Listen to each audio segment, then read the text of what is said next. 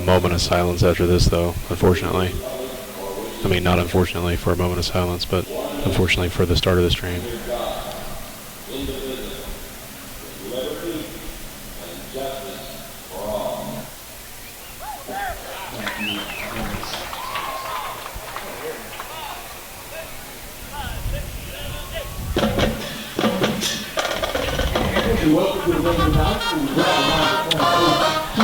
All right, ladies and gentlemen, welcome to another exciting year of Gravette High School football. The 2018 edition of the Gravette Lions are set to kick off in about 8 minutes.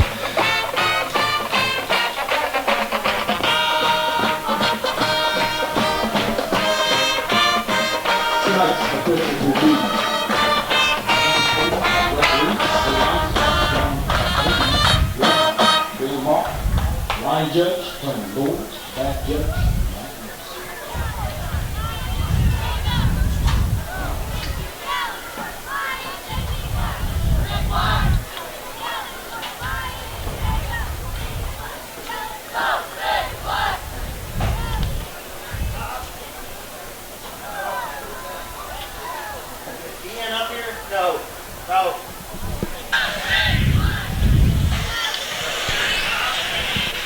All right, Lion fans, you are looking at a live feed from tonight's matchup between Cascia Hall and your Gravette Lions.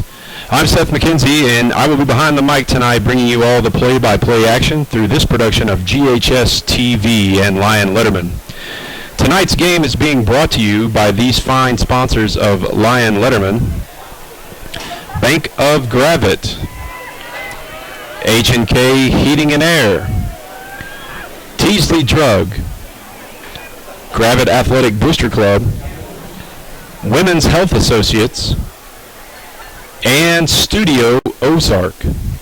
Tonight's special GHSTV game sponsor is After the Storm Roofing and Restoration. Make sure everybody stops by the session. Gives a big thanks to the Highland Methodist. So folks, the big questions coming into the 2018 season have to start with, what will the Gravette Lions look like under first-year coach Doug Greenwood?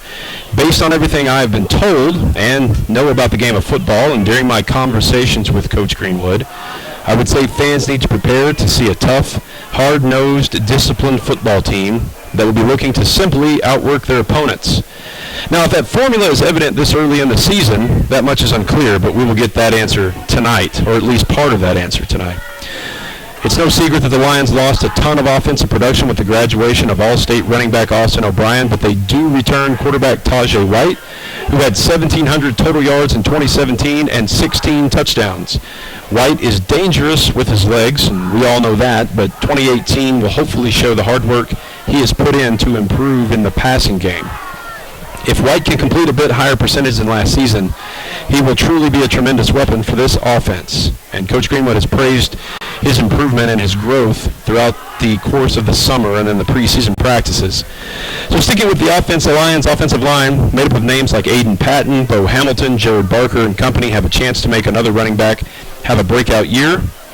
Those guys have a lot of starting experience, and they'll be looking to come out and establish themselves in a new offensive system. So I'll personally be watching to see who steps up at running back and also at wide receiver. The Lions will need some consistency at these spots, and traditionally, if you've been around Gravette very long, you know that Gravette has always seemed to find good running backs almost every single season. On the defensive side of the football, for the first time since 1991, the Lions take the field without Coach Duke Mobley. On top of that, Gravette lost a ton in 2017, returning only 2 starters overall and not much total game experience. Big losses like Bailey Soule, who's now playing at Henderson State, Austin O'Brien and Chris Childress, now both at Hendricks, and some others, leave some huge holes in that unit. New defensive coordinator Kelby Bohannon will look to build on youth and an innovative style to try and maximize the potential of the players that he has. Overall, there are a ton of things Gravette may not have, but the team certainly still has enough pieces in place to have success as a team in 2018. Last year, the Lions finished 6-5, losing in the first round of playoffs to Heber Springs, and they have not won more than 7 games since 2011. So on the other side of the field tonight stand the Cascia Hall Commandos. They're going to bring a ton of tradition and multiple state championships over from Oklahoma. They were 6-5 last season as well, losing in the first round of the 4A Oklahoma State playoffs. This season they dropped down to Class 3A, and multiple media outlets have them ranked in the top 10 for their preseason state rankings. And it's sometimes hard to find out a ton of information about the teams from out of state, but it certainly sounds like Cascia Hall is bringing a tough team into northwest Benton County tonight to face the Lions. They talked about it being kind of hard sometimes to get information about out-of-state teams. Cascia Hall provided us with some history about them. It says the last time the Commandos traveled to Arkansas was in 1960. And it says this is the second out-of-state game in Cascia Hall's history against a public school.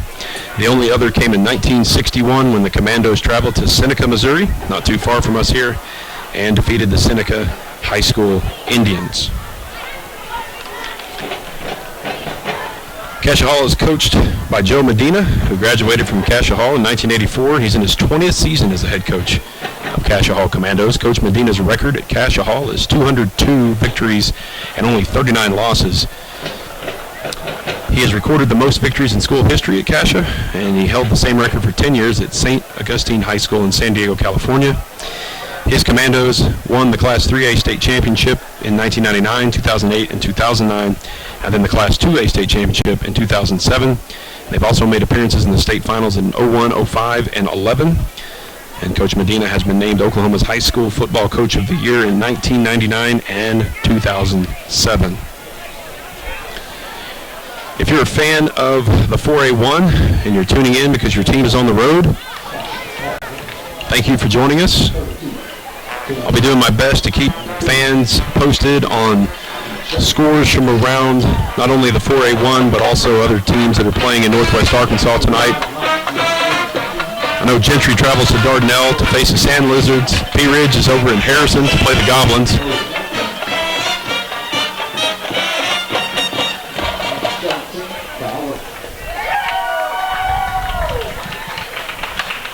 Coin flip taking place at midfield.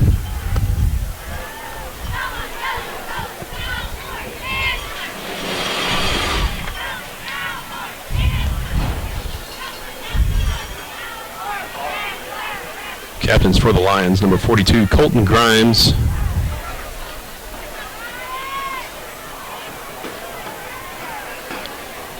Number 12, Tajay White.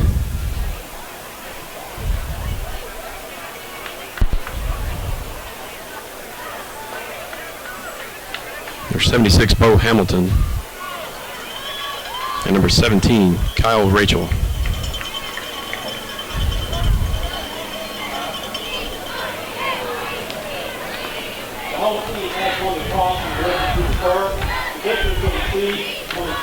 So the Lions won the toss and elected to kick and will receive the second half kickoff. And folks, we're 38 seconds on the game clock away from the start of the 2018 Gravette Lion football season. Thank you so much for tuning in to this production of GHSTV and Lion Letterman. We're thankful that we're able to bring this live Gravette High School action to you again for the third straight season. Here comes your Gravette Lion.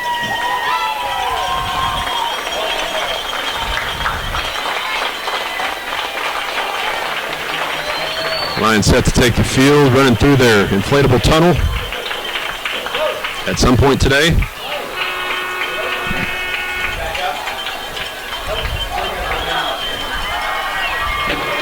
They're going to have to come out pretty soon, I know that.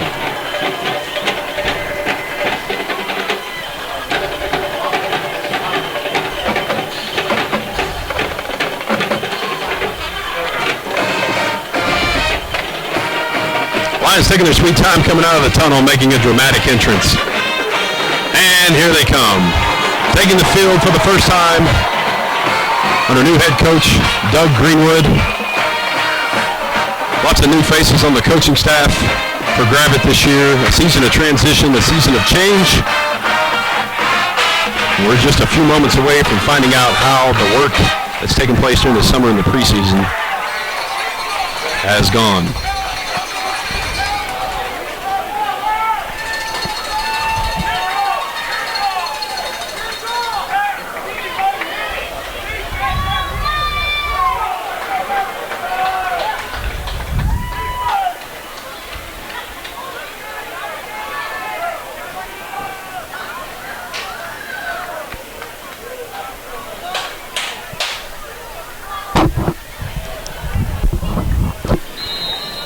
kind of nice and cool here, just a little bit before 6 o'clock, a little bit of clouds, a little bit of rain, and then the clouds decided to part, and now the sun is baking.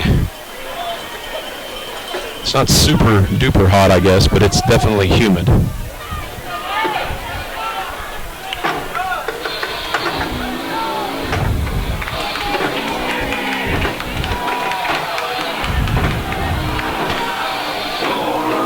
So set to kick off for the Lions. I believe that is number 4, Roberto Barrios.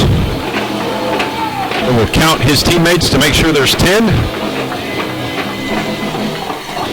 He'll set the ball on the tee, and we are almost ready for football. Cascia Hall, if you can't tell by the screen that you're watching, kind of maybe a dark navy blue color. They look athletic. They look pretty big, look pretty strong. We'll see how this goes. And the 2018 football season is underway. Barrios' kick fielded and returned out across the 35, where it looks like they're going to spot him down maybe about the 36-yard line of the Lions.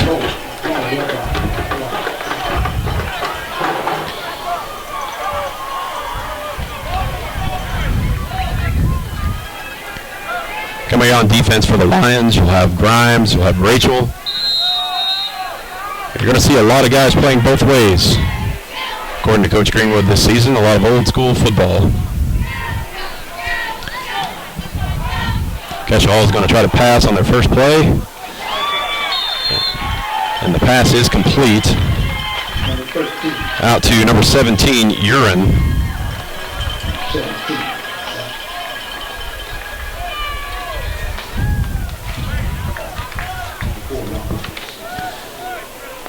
Looks like they're going to place the nose of the football at about the 45-yard line, so a gain of about 9.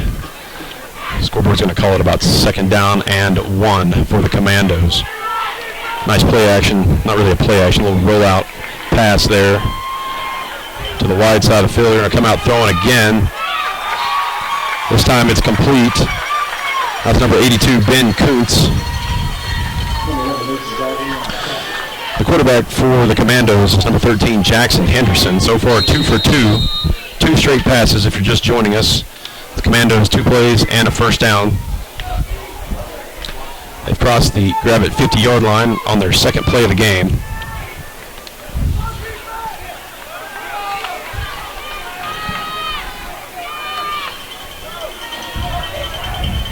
Come out in 4 wide receivers. 2 on each side. They're going to motion across.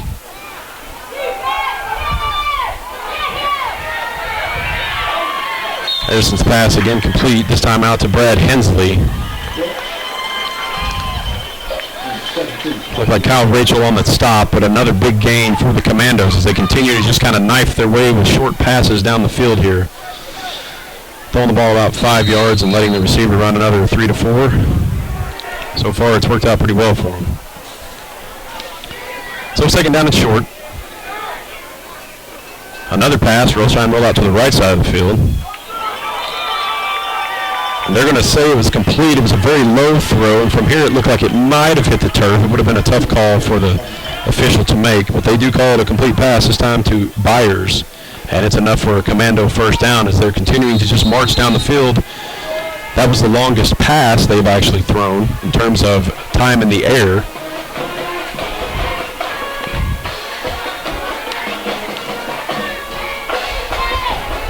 This time they come out with a tight end to the right, 2 receivers to the left. Fullback will get the football, and he's going to knife his way up the gut for a big gain. That's number 32, Cameron Oliver. He's going to take the ball inside the 10-yard line. It'll be first down and goal for Cascia Hall. So the Lions are going to have to stop the bleeding here a little bit, as Cascia Hall is just gashing them for big chunks of yardage every single play. I think so far the shortest gain has been 9 yards.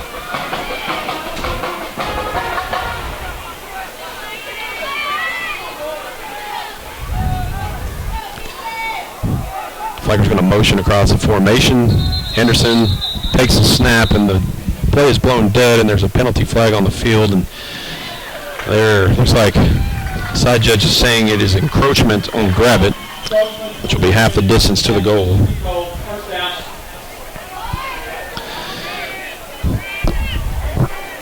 So you should be seeing the game clock on your screen this year. It's a new addition. Thanks to Mr. Galloway with GHSTV for working on that and getting that set up. That's a nice addition. So that way you're not left guessing, and I don't have to keep reminding you of what the time is on the clock. So we're inside the 5-yard line now, first down and goal. Place it at the 4-yard line. Henderson's going to hand it off. Led by some lines there after a gain of a couple. Jake Weller on the carry for the Commandos. It's going to bring up second down and goal. Looks like they're inside the 2-yard line here.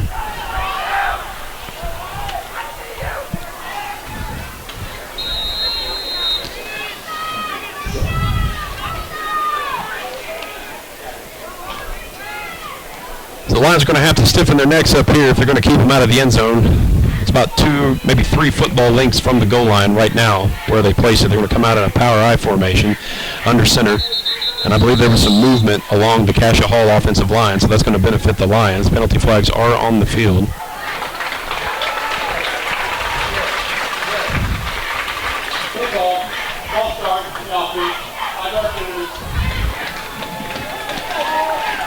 And the white hat tells us what the call is, so we're going to back up this time. It looks like now it's going to be about the 6-yard line, so it's still second down and goal from the 6. The clock is running inside 9 minutes. So Cassia's had the ball now a little over 3 minutes. A methodical drive, a couple of penalties, one on Gravette, one on Cascia. Coming out in the power I again, Henderson under center. Going to pull 2 linemen, a little counter tray action, and it's going to be a touchdown. For the Commandos, Cameron Oliver on a 6-yard touchdown run as they pull 2 guys from the backside and counter to the left, and it results in 6 points for Cascia Hall.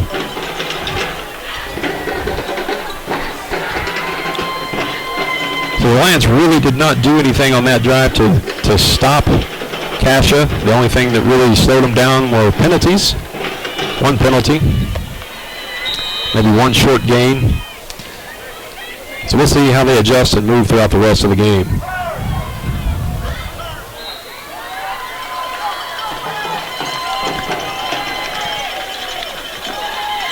And the extra point is good.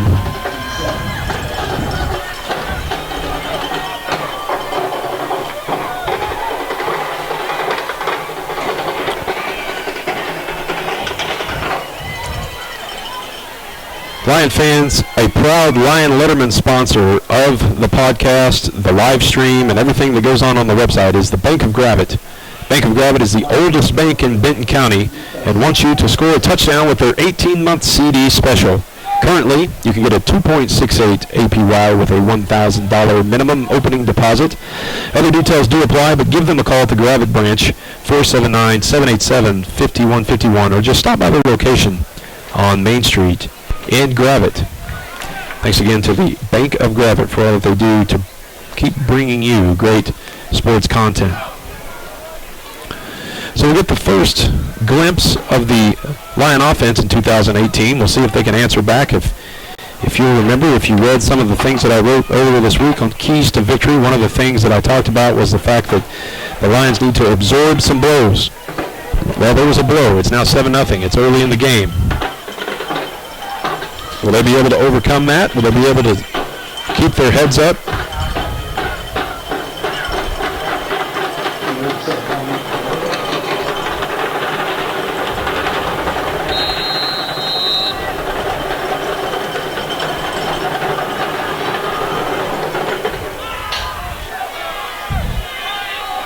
Kickoff is fielded at about the 7-yard line, and nice return out across the 25.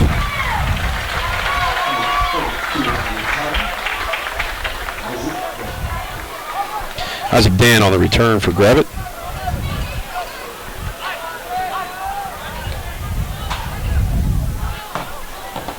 So Tajay White, the senior quarterback with a year of experience under his belt, will bring his teammates out.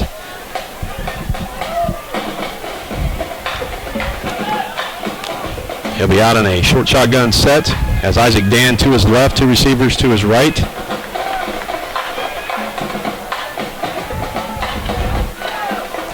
Dan's going to take the handoff, and he might have picked up a half yard, maybe. He was met right at the line of scrimmage. A low tackle at the ankles. It was effective.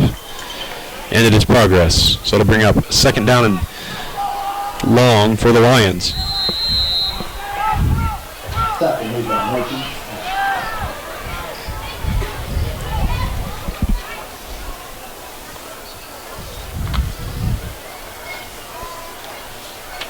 So Rachel coming off the field for the Lions.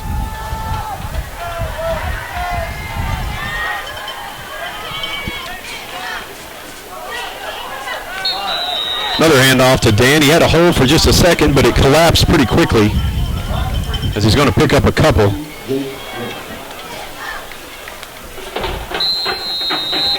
So we'll have to see how Dan adjusts to his first varsity action here. Coming in as a sophomore running back, facing a team that is ranked in the top 10 in several of the preseason media outlets in Oklahoma. They're going to have to hurry up. The play clock is kind of winding down here. They're going to have to call a timeout as the clock was at 2 seconds and we still have what looked like a little bit of confusion with some of the Gravette players. So not really the start that you wanted if you were a Lion fan, to look and see how they would respond after that long Cascia drive that ended in a touchdown. Lion fans, H&K Heating and Air has been in business since 1999. As a small company, they have the goal of building their business in a methodical way to establish one relationship at a time. They want you to know their customers are the best advertising they can have. H&K is proudly owned by some Lion lettermen from the 1990s, and they want to provide you with all of your heating and cooling needs. Call them today at 479-366-1691. So to bring up a third down, and they're marking it as 8. It's a long 8. Lions taking a timeout there as the play clock was running down. So we'll see what the offense brings to the table here out of the timeout. Their backs against the wall a little bit in this third and long situation inside their own 30-yard line. White with Dan beside him again. Almost certainly a passing situation, you would think. And it is. White's pass is wide of his receiver, so it's going to bring up fourth down in a punting situation for Gravette. So 3 plays and out. Again, probably not what you would want. Now the offensive line did create a hole on that second play. It looked like Dan might have been a tad bit hesitant. But again, have to remember a lot of these guys are getting some of their first taste at varsity action. It may take a series or two to break in.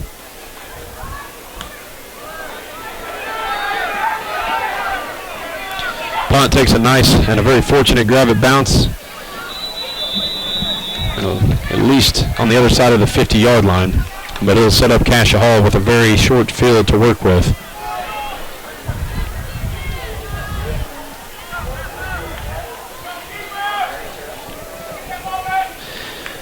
So the Commandos will come back out on the field. Lions defense will come out and see if they can solve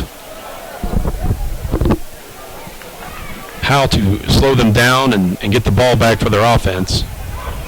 Illegal formation on the kicking team, 6 men on the line of scrimmage, 5-yard penalty at the end of the play. So illegal formation was the call against the Lions. So that's a 5-yard penalty from where the ball was spotted. So that'll give the Commandos their possession in Gravette territory. So first down and 10 from the Gravette 49-yard line is where Cascia Hall will take over. Henderson rolling out again, has another wide open receiver. Mason Dagley on the tackle. And it's out to the 40-yard line. Pass is complete to Urin. So the Commandos with another second down and short. So just like last series, they come out, they get a good chunk of yards on first down, and now they have second and short to work with.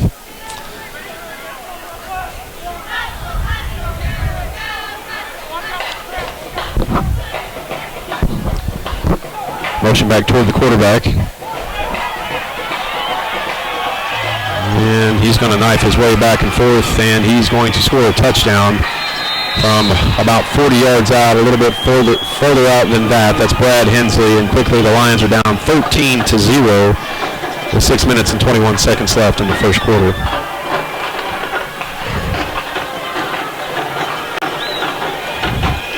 So definitely not the start you wanted. I know I've said it a couple times already, but the good thing is there's a lot of football left to be played, and there's a lot of time to make adjustments. So we'll see what happens next.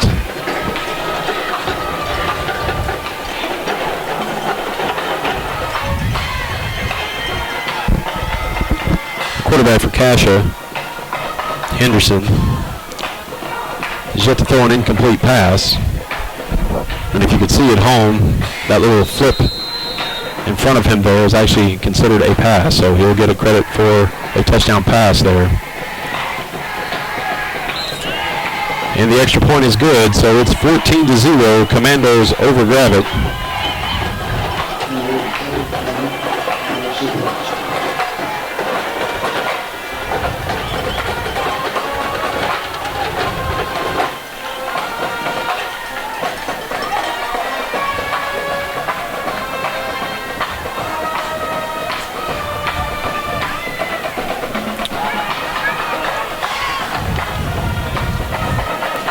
While we wait for the kickoff, let's have another word from one of our great sponsors. Teasley Drug has been your hometown pharmacy since 1984. As a pharmacy, first and foremost, their mission is to maximize your patient experience through a superior level of care and quality products. Stop in and see them at 205 Atlanta Street Southeast, or give them a call at 787-5966. Ryan, Lindsay, and their staff are proud supporters of their community school system and the athletic programs. So the Lions a little bit late getting out of the field here.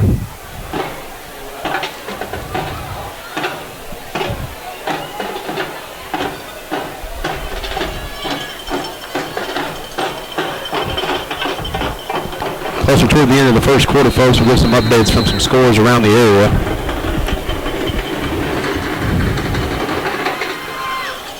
And over in kick, fielded by Barrios. He's going to kind of knife his way up a little bit. Runs into a couple of Commandos at about the 26-yard line, I believe, is where they looks like they're going to spot it.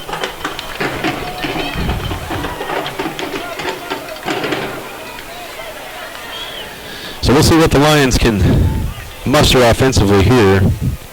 Obviously, we want better than a 3-and-out as we saw last time. The way that things look right now, it'd be best to come out and have a drive that milks a little bit of clock. Obviously, that results in some points, but you definitely don't want to give the ball right back to Cascia Hall the way that they're moving it right now. So Dan again in the backfield with White.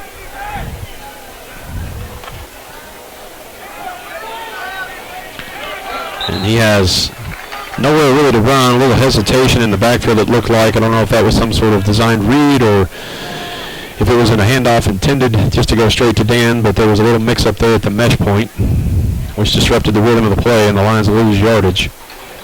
It's going to be second down and about 14.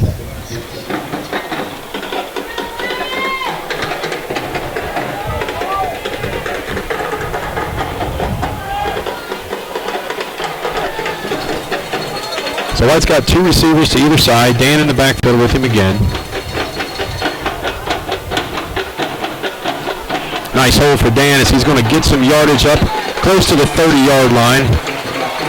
Nice holes made there by the offensive line. That's the second time we've seen the line create some big holes, and unfortunately there was a player down. Let's just hope it's maybe the wind knocked out of the player.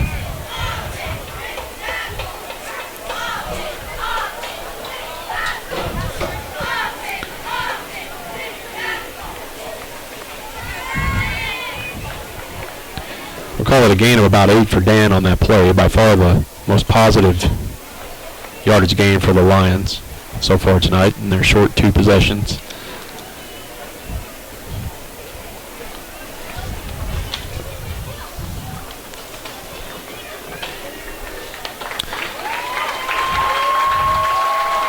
I believe that is Bo Hamilton. Definitely don't need to lose anyone, but certainly not someone with Bo Hamilton's experience, so let's hope it's just something he can walk off over here on the sidelines.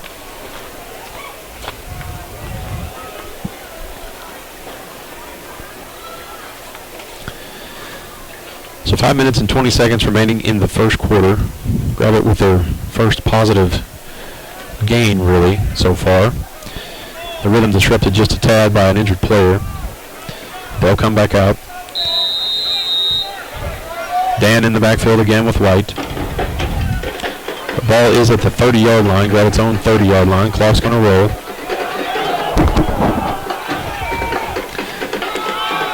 White's going to keep it on the draw, and he's got some room. Tajay White's got speed. If he can beat him, he's at the 50. 20. He cuts back to the inside. Tajay White is going to score! And there are no flags. Tajay White with a 70-yard scamper.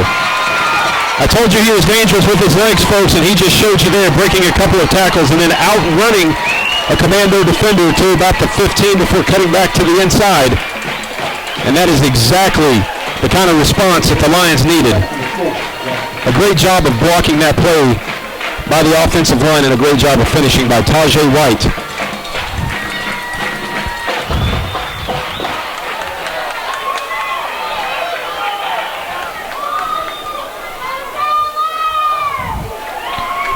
Barrios in to attempt the extra point.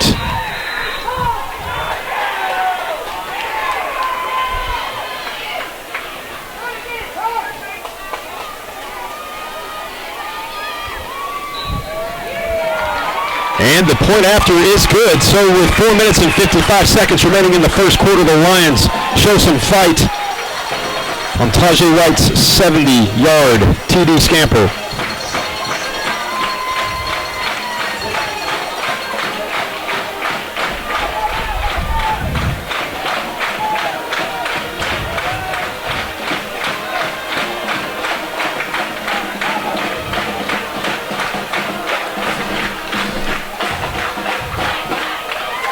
That is exactly what Gravette needed.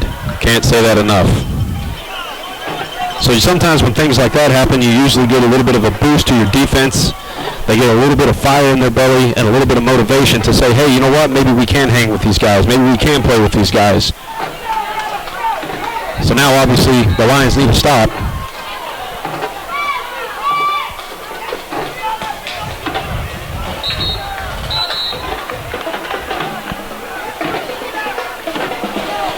Barrios will kick off for the Lions.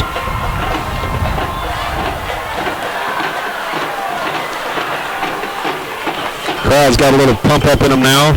Boys look like a little pep in their step.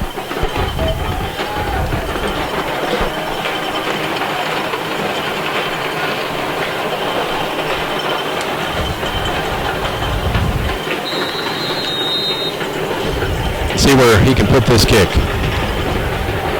Kind of a slow approach, kind of a line drive kick. Let's hope it doesn't go out of bounds. It doesn't. Oh!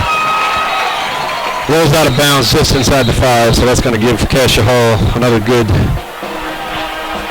starting field position.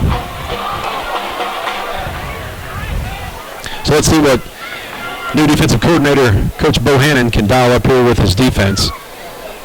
See how the Lions react. Cascia has had no trouble up to this point knifing their way through the Gravette defense. Mostly with half rollouts thrown out toward the sideline.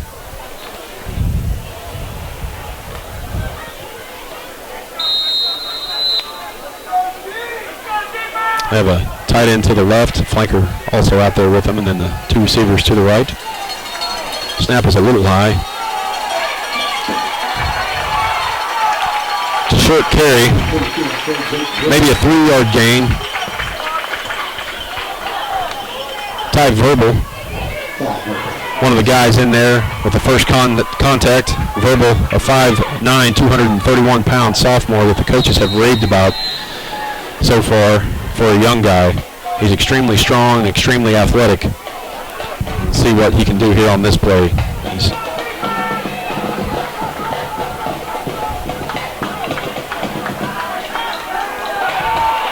Another rollout. He's going to maybe make the corner. Rachel's trying to cut him off.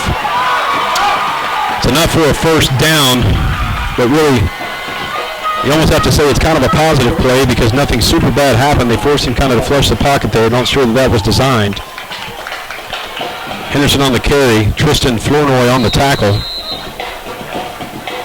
Flournoy, 5'11", 175-pound senior. Rachel also chasing there too. But it is enough for a first down. So 2 plays and a first down.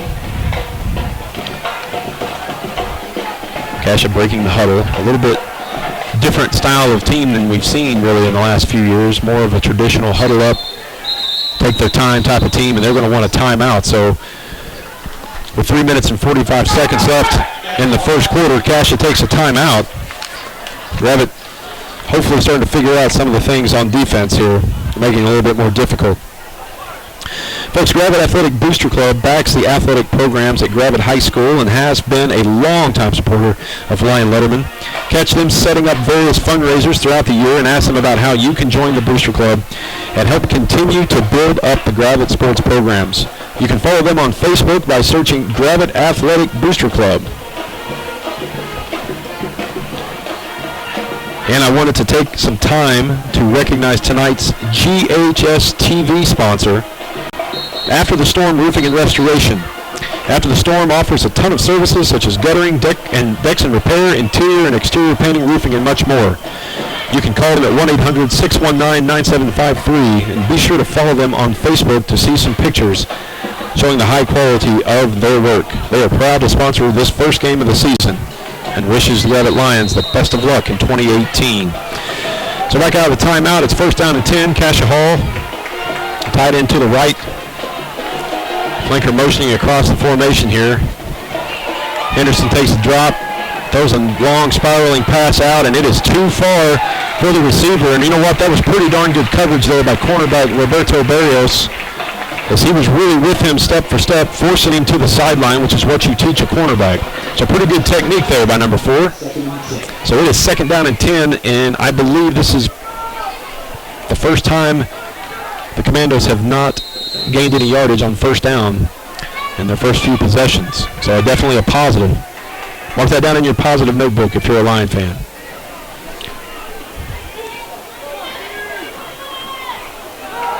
Well, buck action, verbal chasing. A little bit of speed there. A little bit of extracurricular there, but I guess we're going to let it go. Maybe more extracurricular.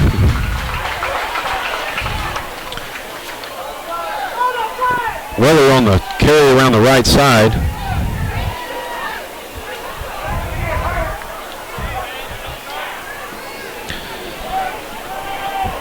So after keeping them at their first really second and long type of situation, second and 10 situation, they kind of give up a little bit of chunk yardage there across the 50-yard line. Ball's placed at the Lion 41, first down and 10. Carrier did go out of bounds, so the clock is stopped.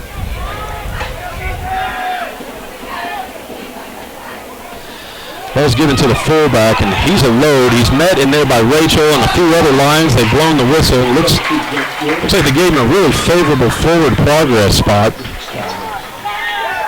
Cameron Oliver on the carry. He looks like he weighs about 190, 200 pounds, somewhere around in there. He's a good-looking kid. I certainly didn't think he gained that many yards. But they're going to, looks like they gave him about 4, so it's second down and 6. Lions starting to fly around a little bit more defensively here. A quick pop pass to the tight end. Met immediately there. A nice tackle. Not really much they could do about it in terms of coverage.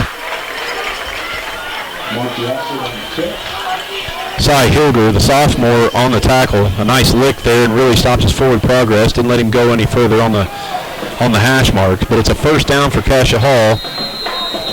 Right now, the positive, even though they're moving the chains, is the fact that they're having to do it in a little bit more difficulty. They're not getting the 12-yard chunks, the 20-yard chunks, the 9-yard. They're having to do it a little bit more, slowly. Very obvious handoff to Heller. He's going to get the corner. Barrios does a good job of holding him off. And a flag as he goes out of bounds, and I'm just going to go ahead and say it because I can. I think that was kind of a cheap penalty call, because I'm pretty certain I know what he's going to say. call, personal foul, on the defense. Hunter's out of bounds. So as a former coach and player, nothing makes me more upset than when they let it go on one sideline and then a couple minutes later they call it again on the other.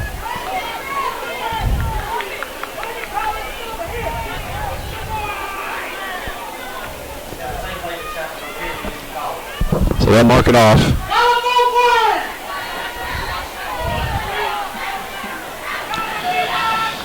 So the penalty obviously results in a first down, dead ball penalty.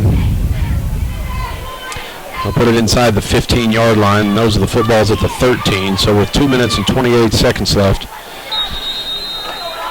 Cascia Hall has the football. First down and 10. They can get a first down inside the 5. Going to roll out again. Henderson's got some guys in his face, and he's going to throw it to nobody. 4 black jerseys there, 2 white jerseys. And he threw it to where there was just a bunch of green grass, so probably a safe throw for him. Just taking a no gain on the play. Is that his first incomplete pass? I believe that it is. So with 2 minutes and 20 seconds left in the first quarter, he throws his first incomplete pass. High percentage routes is what they run here, at least it looks like. I'm sorry, second incomplete pass. He had a long one on the left side. They throw a lot of high percentage type throws here. Lots of running room. Heller's going to cut back to the left. He gets inside the 5. He looks like he could be a little short of the marker. Either way, they're inside the 5-yard line. The clock's going to go inside 2 minutes before they get the snap off, and it's third down and about maybe a short yard, maybe a 4 yard. It's hard to tell from up here because it's on the other side of the field. So Gravette's defense stiffening their necks a little bit here. Cassia's got some good-looking guys in the backfield, though. I know that. Some guys that look really good. Henderson's going to roll it out to the right. He's going to throw it, and in the end zone, he had stopped his route and kind of snuck in behind the defense. Zach Aaron catches the touchdown. So with 1:35 left in the first quarter, we already have 27 points on the board. Cascia Hall 20 of them. We'll see how the extra point goes.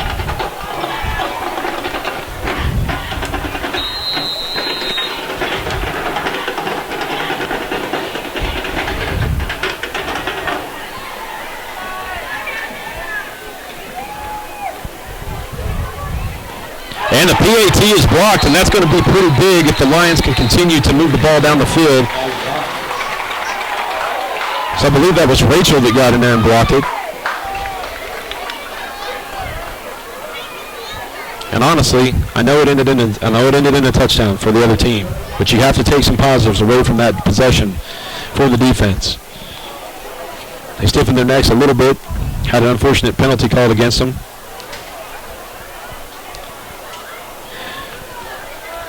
Folks, Women's Health Associates in Bentonville wants to be along with you from both Beauty and Beyond and help you do life on your terms. They offer services in gynecology, in-office procedures, aesthetics, weight loss, and much more. Contact them today by calling 479-876-8111. You can also find their offices located at 500 Southeast Plaza Avenue in Bentonville, which is just off Walton Boulevard, sort of behind that new Hershey's complex. Big, nice building. Thanks to them for sponsoring another season of Lion Letterman coverage. So we'll see what the Lions bring out here now with a little bit of momentum, a little bit of confidence, hopefully. I think you saw some of that confidence there in that defensive drive. Obviously, it would have been better if we could have kept them off the scoreboard, but we're going to take some small positives as they come. Cascia Hall, you can tell by looking at them, they're a very well-disciplined team. They're athletic. They have some big, thick, not super fast skill players. But just watching them here in the first quarter, they would definitely be a team that would come into the 4A1 and be a competitor for the top spot, one of the top two spots every year.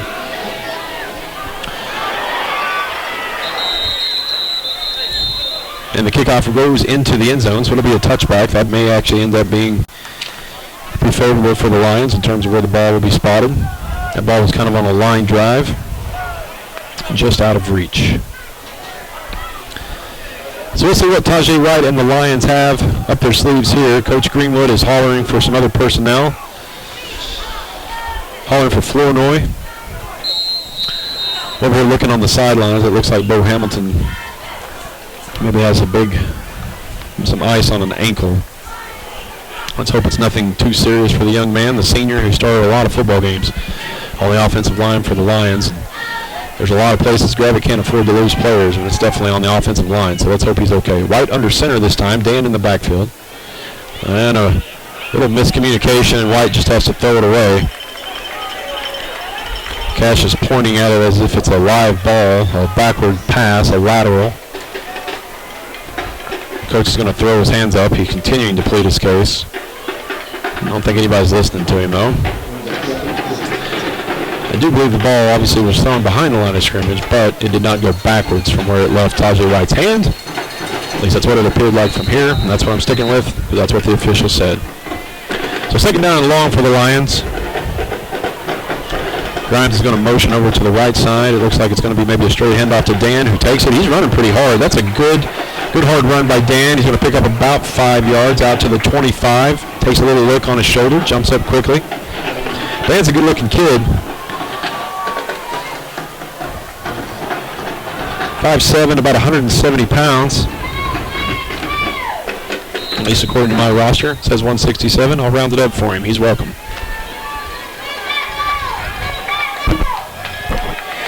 So Ty Verbal is the one that came in and replaced Hamilton at right guard, the sophomore. And Colton Grimes having to try to figure out where he's supposed to line up, and he'd better hurry. There's a snap to White. He's got time. He's going to throw it. It's very wobbly, and it's picked off.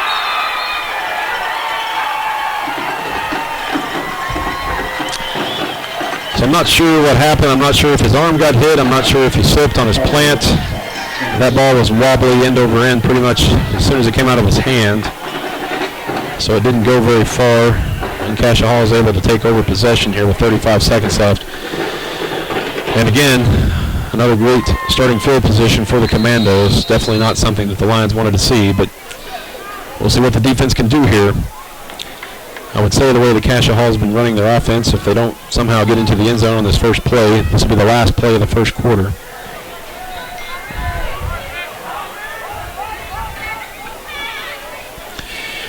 And Henderson's going to fake it and throw it all the way down the seam. Pretty good defensive coverage there, but there was a penalty flag down. It was thrown on the snap.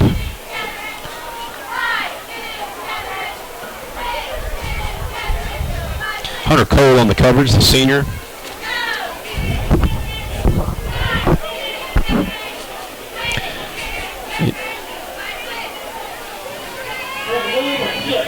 A legal shift is the call. It'll be against Cascia Hall. Obviously, Coach Greenwood's going to want to back him up. So because of the penalty and the difference in the fact that the game clock has more time than the play clock, it will not be the last play of the first quarter. So Cascia Hall will come back out, this time facing a 1st and 15. So Cascia kind of goes for the end zone there. Second time we've seen a deeper pass. He has 3 receivers to his right, 1 receiver behind him who looked like he was moving toward the line of scrimmage before the snap.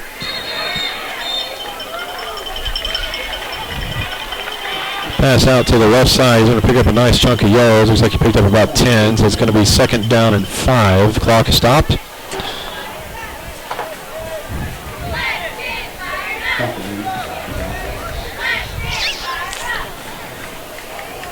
So they're working the corners over here. Corners are playing off. They're throwing passes underneath them. So we'll see if Coach Bohannon makes an adjustment here. Looks like they're playing about 6 yards off of the men that are split out. There's the handoff to the big fullback. He's met in there by Grimes, who's going to rodeo him around, and then a couple other Lions are going to hit him. Cameron Oliver, the fullback on the carry for the Commandos. He's going to get enough for a 1st down just past the sticks. So Grimes with the initial hit, and then it looked like Barker and a few others came in to try to clean it up. So the clock will start once the chains are reset.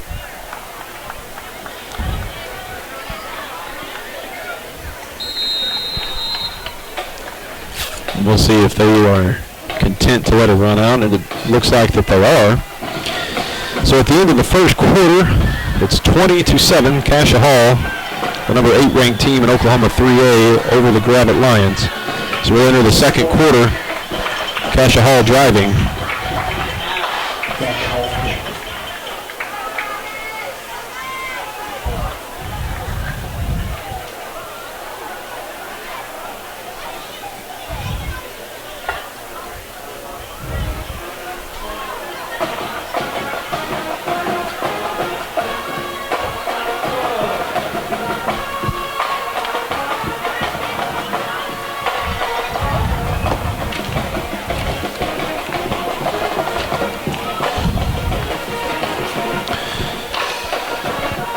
Folks, Studio Ozark has supported Lion Letterman in so many ways. All of my logos, web design, and technical help are designed and provided by these guys.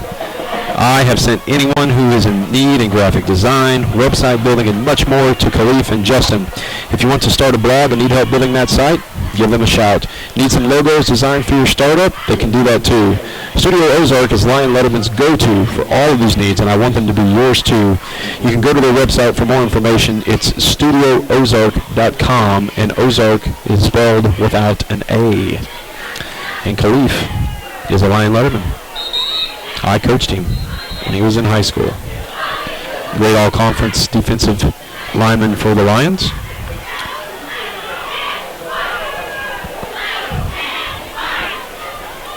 So Cascia Hall is going to come out in a pretty good position. Starting the second quarter inside Lion territory again. That's why this drive started, because of the interception, if you're joining late.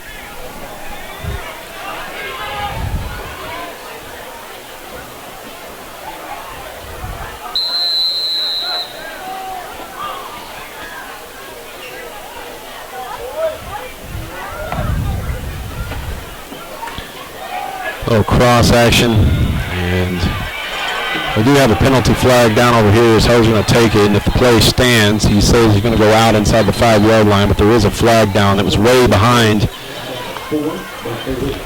the ball. So no penalties were ever necessary, but this one certainly not.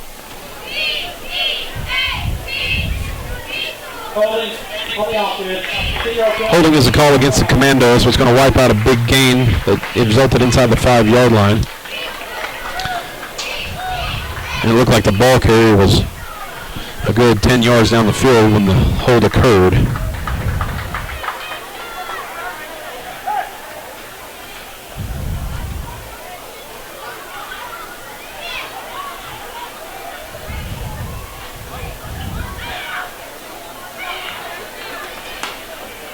It's going to back it up quite a bit and give the Commandos really their first long yardage situation. First down and 20.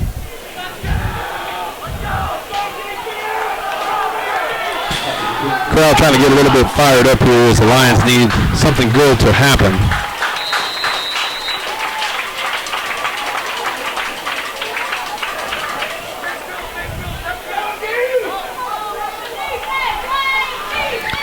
So Henderson in the shotgun. He's going to pop it out to the left again real quick. There is another penalty flag down. Pass out to Kuntz. It's a gain of about 5 if it stands.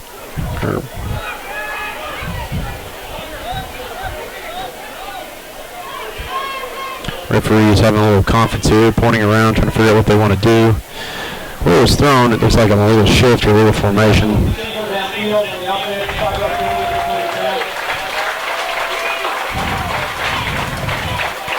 Must have said that the ball crossed the line of scrimmage as they had released some guys to block downfield. The ball's thrown behind the line of scrimmage, and that is not a penalty.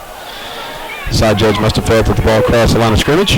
It's tough to see from up here. I guess I wasn't paying that close attention at the time, but that's obviously what happened. So another penalty. So Cascia Hall is going the correct way if you're a Gravette Lion fan, which is straight backwards. So it's going to be first down and about 25, I guess at 30 yards. Up on the big board. I feel a lot better if it was third down and 30 right now. Henderson in the shotgun. And again, their running back looks like he is going forward every single snap before the snap. Henderson has to dance around there, and he only picks up a couple. It's going to bring up second down and very long again for Cascia Hall. Folks, if you're wondering, GHSTV and Ryan Letterman are going to bring you live coverage of every single football game again in 2018 via the same method you're watching now. It's going to be free all year long thanks to our sponsors. So no matter where the game is, you're going to have a live, free way to watch it. So second down for Cascia Hall. They're trying to get set defensively. Kind of looked like an early release there by the tight end, and Henderson's pass is wide. So it's going to bring up third down and very long, so maybe my wish came true from a couple of plays ago. It doesn't look like, at least up to this point, the Cascia Hall is a team that is really made up so that they can get large chunks of yardage at one time. They look like kind of a slow cut type of offense. I don't mean slow by their speed, just the way that they gain yardage in 4 and 5 yard clips instead of 20 yard clips. Let's see what they dial up here. They're going to pump fake it out to the left. Rachel is trying to make his way there. The ball is up high, and they're going to throw what I'm assuming is going to be a pass interference on the Lions. Both players battling for position. Cascia Hall's has better position. So they get bailed out there.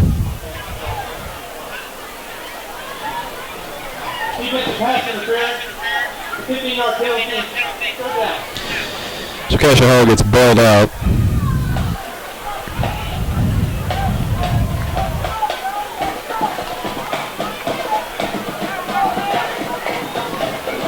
Moving up 30 seconds. I think. I'm taking my look at out there. Make some noise.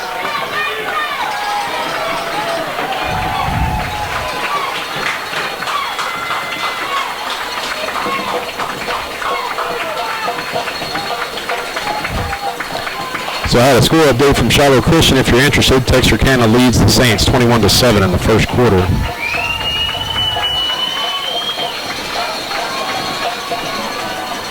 Quick pass out to the right. It's a good quick tackle there by Cole, but the gain is good for about 9 yards, it appears.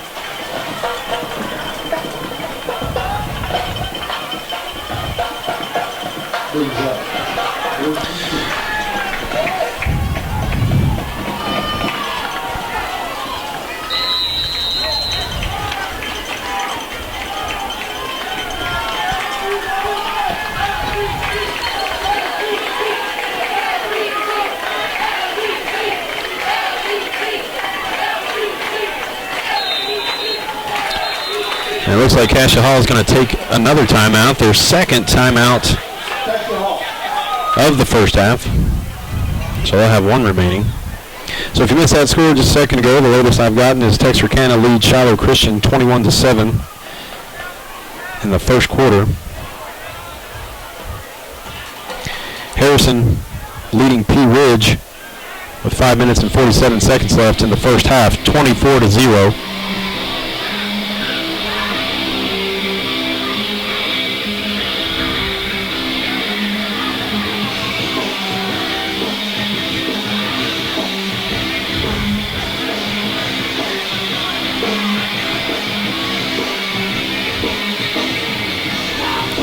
Good to see Alex here from the paper.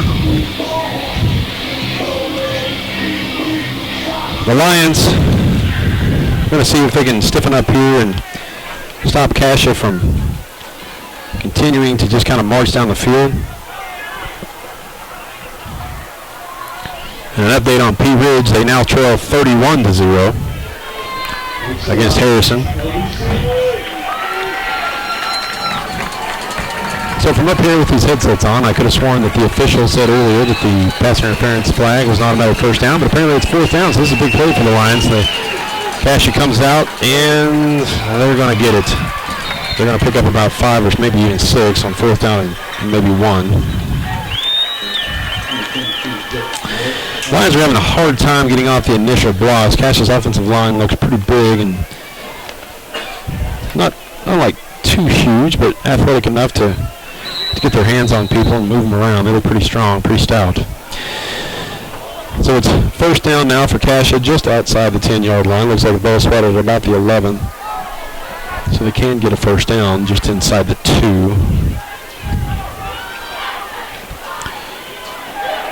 So the Lions, after I say that, a little bit of pressure coming up the middle there. Looks like an A-gap. And Grimes is there. As is Dakota Lemons. Loss of about 2 on the play, so it's going to bring up second down. So the Lions definitely have adjusted somewhat and kind of making Cascia earn their way down the field a little bit more than they did the first 2 drives. This drive started after a interception. A couple penalties backed them way up, and now here we are, second down inside the 15-yard line. Henderson's going to have it. He's going to have pressure this time from Lemons, and this time he throws it, and it's just out of the reach of his big target down there. Number 85, Patrick Pixley. He's a good-looking big kid out there, a junior. So it's third down and 12 now for the Commandos. Gravette doing a good job here.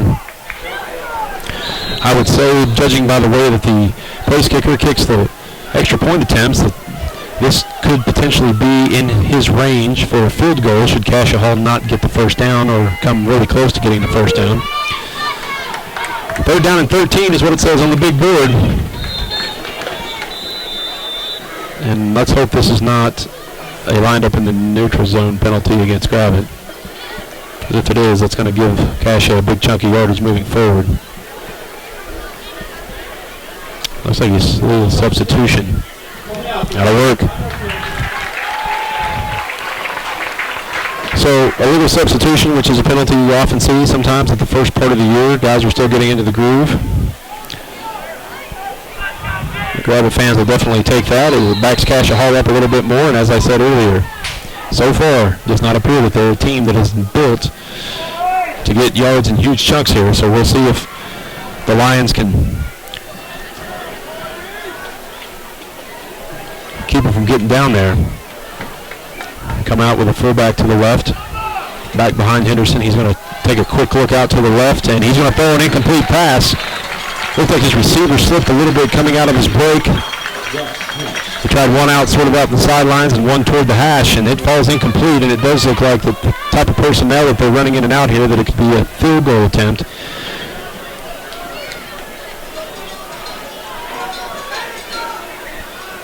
And it is. Now keep in mind that Henderson, the quarterback, is also the holder. So you got to keep your head on a swivel here if you're Gravette and make sure nothing goofy takes place. But this is a victory for Gravette. Even if this ball goes through the uprights and gives Cascia Hall 3 points, this is definitely a victory for the Lions. It does look like it's good. So a 34-yard field goal goes through the uprights for Cascia Hall. The scoreboard gave it to Gravette, but that's not true. It's 23-7.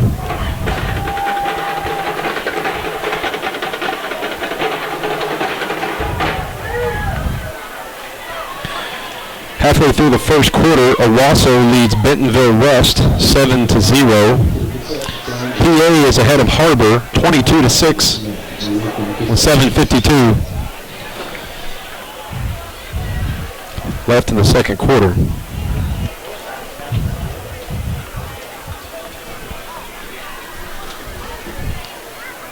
So again, I know that Cascia Hall put points on the board, but if you're a Lion fan, you have to kind of take a victory away from that.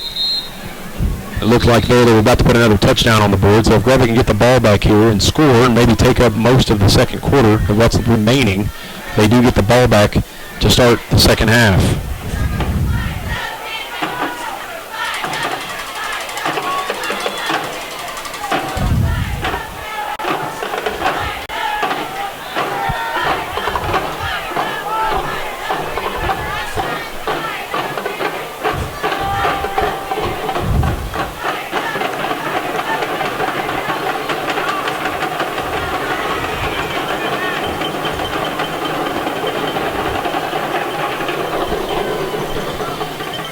So the Lions will get the ball back here, and they've had a couple of good, positive plays. They just need to get something to where they get more of those, obviously, in one series. Cascia Hall's had some guys look like they were offsides there before the ball was kicked, but it's something that happens a lot. Hold on to the football. So Barrios takes it out across the 25-yard line. Looks like they're spotted about the 26, and that's where Gravette will take over. First down and 10 with 8 minutes and 25 seconds left before halftime. Folks, real quick, I'd like to say thank you to the Bank of Gravette for their longtime sponsorship of Lion Letterman. Be sure and go talk to them about the promotional deals that they currently have. Open a checking account, open a savings account, get you a CD, or just stop by and tell the friendly folks at the Gravette location, hello, and that you heard about Bank of Gravette on this broadcast. So here's Tajay White, back on not under center, but in the shotgun. Dan looks like out to the right of him. White's going to take it, and he's just going to throw it away. No, he doesn't just throw it away. That's actually caught by Dan. I'm not sure the officials even realized who had the ball there for a minute, and I'm not sure Dan did either. White needs to be careful tossing that out into the crowd there.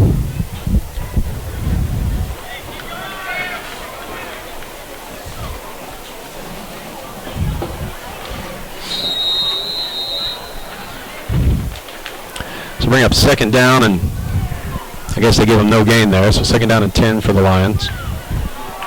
The clock continues to move.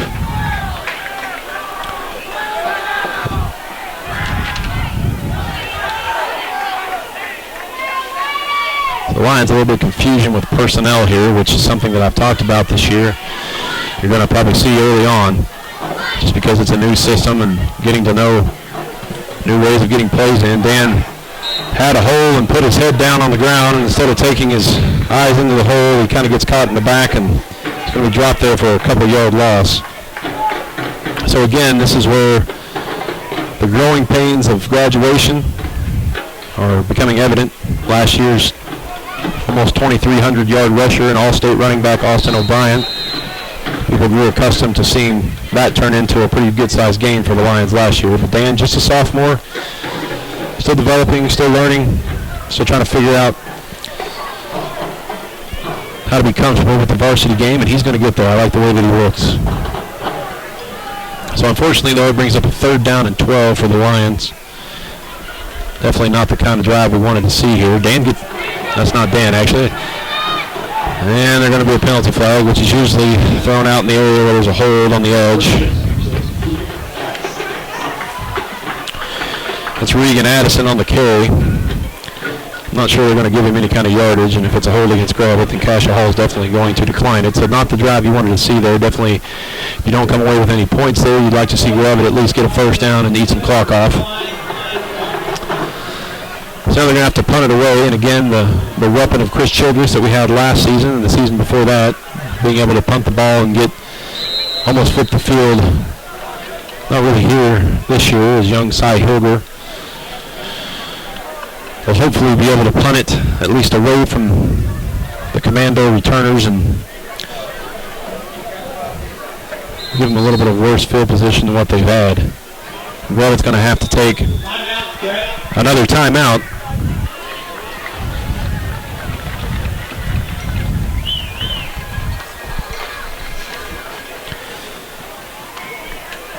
I want to give another thank you to tonight's special GHSTV sponsor, After the Storm Roofing and Restoration. After the Storm offers a ton of services such as guttering, decks and repair, interior and exterior painting, roofing, and much more. You can call After the Storm toll-free at 1-800-619-9753.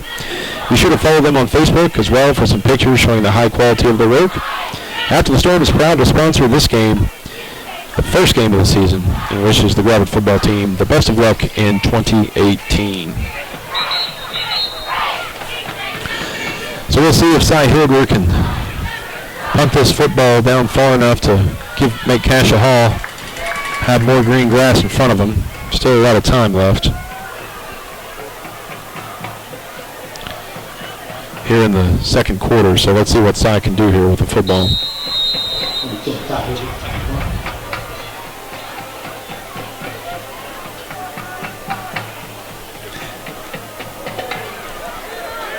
Honestly, as long as they don't pick it up and run it, that's a pretty good job. Had some pressure. Got fortunate with the end-over-end roll.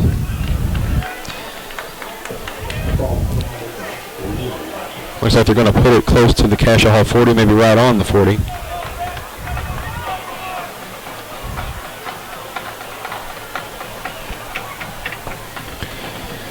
And the Commandos will take over here with 6 minutes left, leading 23-7. 6 minutes left in the second quarter. Lions defense last time stuck their necks out, bowed up a little bit, didn't quite cave, gave up 3 points. Let's see if they can improve on that and keep Cascia from moving the football here. So far they've been unsuccessful at getting a quick possession. There's a penalty flag thrown inside, down toward the line of scrimmage, back toward the offensive lineman.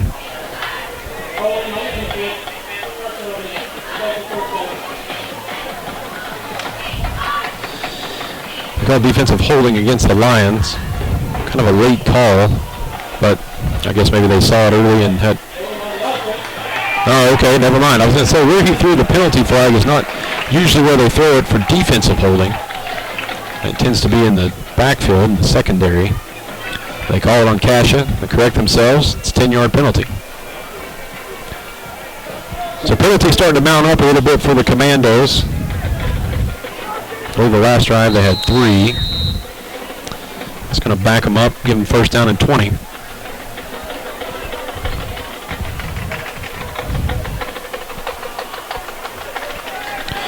The sun is set below the timber line to the west, and it's a beautiful night here at Lion Stadium. Cascia Hall with the football, first down and 20. Rachel had him sewed up there. A good spin, and another flag is thrown, this time from the back judge, way back in the back. So the Lions had him for a loss in the backfield. He spins out, makes his way down to the right, picks up about 8 yards, but we'll see what the penalty flag is. I guess picks up about 4 yards.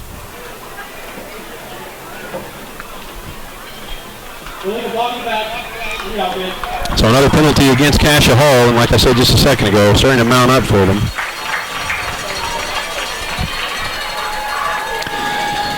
So again, we have a defense looking to take advantage of some of these miscues that Cascia Hall is having. Need something really good to happen here. Just give us a break.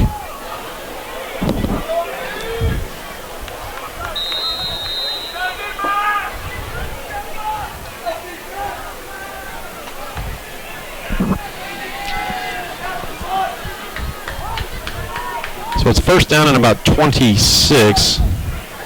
Henderson's going to pass. Verbal had him. That looked like a hold of his jersey there. Somebody pick it off. Come on, Roberto. And he comes down with it. So he throws a lollipop up, and it, fortunately for Cascia Hall, lands into the hands of their receiver, who has, it appears, Hensley, who has several inches on Barrios. I'm not sure Barrios knew exactly where Hensley was on that play.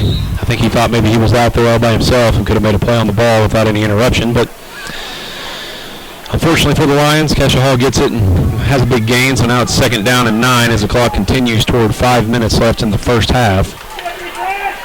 Verbal got through the line there from on the defensive line. He's out right now, taking a breather. Cascia Hall's had a little bit of trouble blocking him.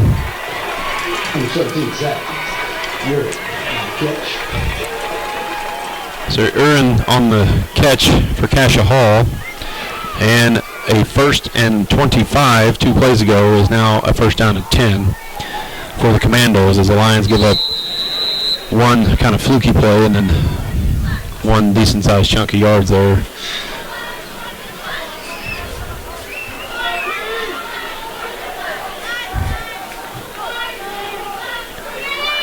Pull the backside. Lions need a tackle, and they're going to get it. A group of Lions back there. I'm still trying to figure out. I was going to say there's a a flag already on the ground, another flag late, as it looked like one of the Cascia Hall players was tugging on a Lion defender jersey as he was trying to make the tackle. So we'll see what the first flag is. I think the dead ball penalty is going to be a personal foul, unnecessary roughness, but we'll see what the officials decide. Either way, the Lions do make a play in the backfield. Stop the Commandos for a loss.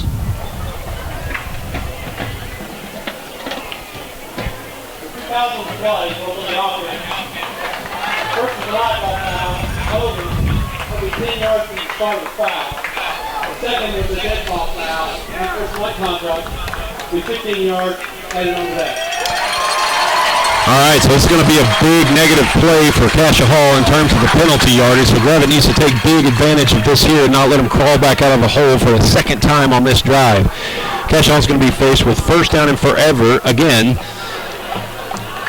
We'll see how Gravette responds. They've been really close a couple of times. Ty Verbal has had a lot of chances to split the offensive lineman. Number 72 on the defensive line here, being able to kind of get in and hopefully break down and make a play. We'll see what happens here as Gravette has Cascia Hall and what the big board is showing a 1st and 40, which is about what it is.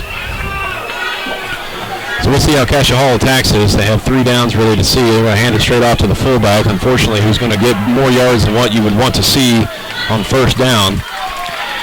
That's number 43, Dylan Wilson, a sophomore, who just takes a direct handoff from the quarterback. Rumbles up past the 30. They're going to spot him at what appears to be their own 33-yard line, so it's still a long way to go here.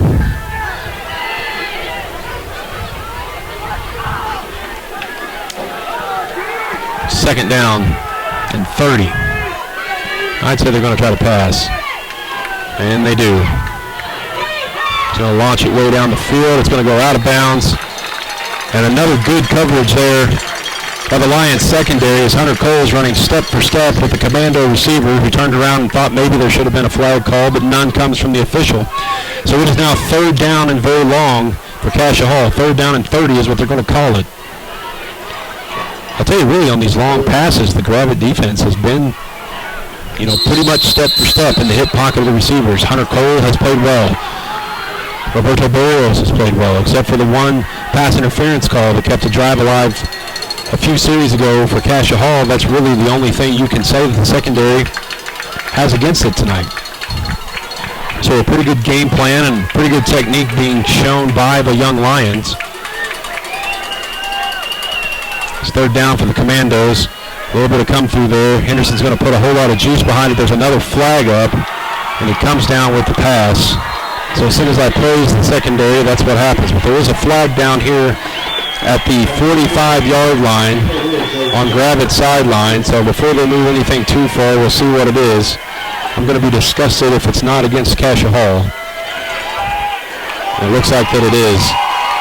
So for anybody watching who is a nonpartisan, and you're thinking, of course they're going to call it. It was a big game. That flag was about 30 feet in the air while the ball had just been released from the quarterback. So whatever it was, he made the call before.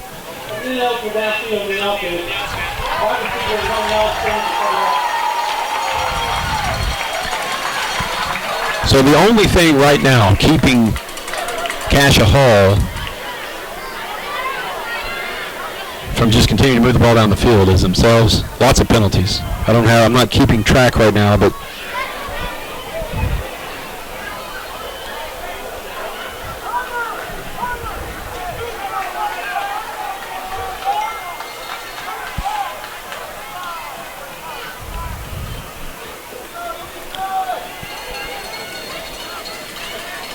so the Lions will again have Cascia Hall facing a third down and forever.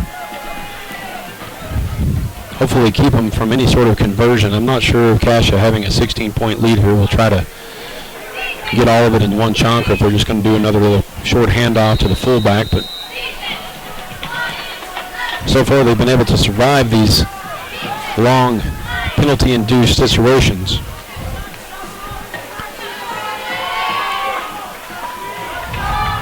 They don't have Oliver in the backfield as a fullback, so we'll see what they decide to do here.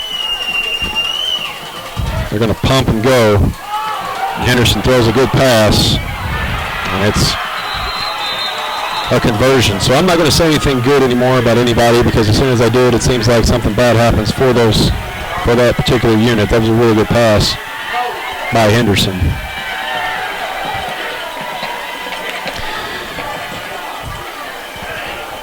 That was a stop and go pattern, and Barrios bit on that stop thinking there was going to be a short pass attempt and got his back turned around, and the receiver just kind of outran him, and Henderson threw a perfect pass in between the numbers and the sidelines to his receiver, which is how you coach that play. So it's a first down for Cascia Hall. Big number 85, Patrick Pixley, in the slot over to the right side, and that's the side they're looking to go to. Henderson's going to throw it to him, and he looks like he's about 7'12" out there right now, but he doesn't catch the football.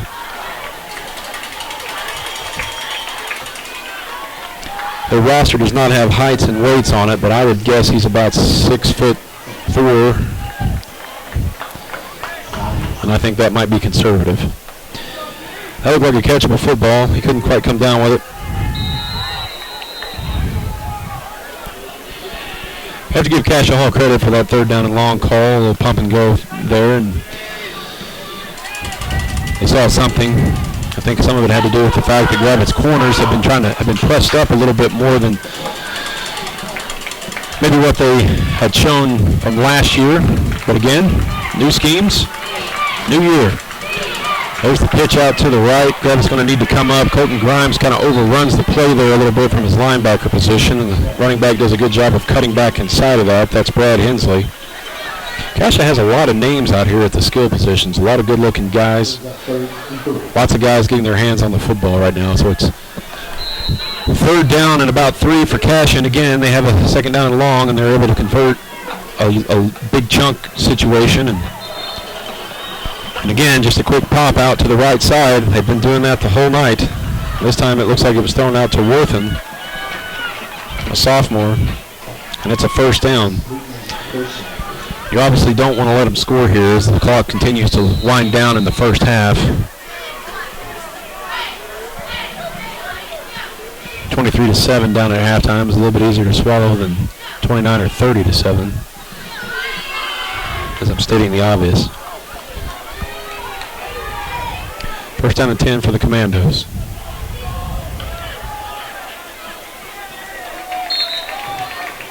So it looks like no gain there.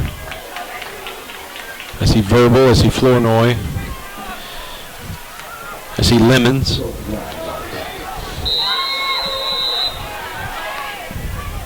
Flournoy not set on defense, and the ball bounces off the face mask of the intended receiver out to the right side. So that's going to bring up third down and long.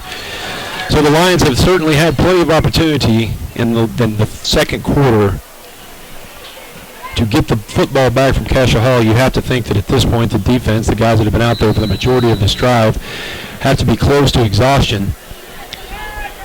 Just because it's the first game of the season, it's a little muggy, it's a little humid. And they've been on the field a long time right now here in the second quarter. So Cascia coming up, third down and 10. Let's see what they do.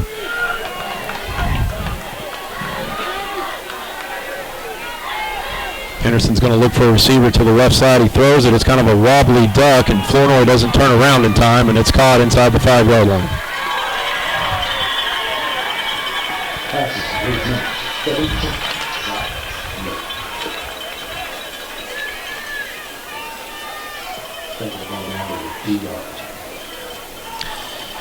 So it's going to be first down and goal for the Commandos. They've got the ball spotted at the 2-yard line.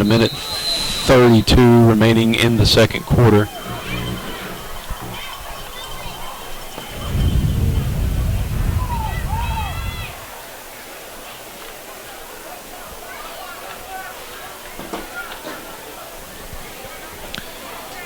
Come out in that shotgun power set. He's going to turn and roll it over to the right side, and Hensley's going to take it into the end zone for a touchdown for the Commandos. So looking around, blowing the whistles. I think just to call it dead. I don't see any flags, so The referees are talking.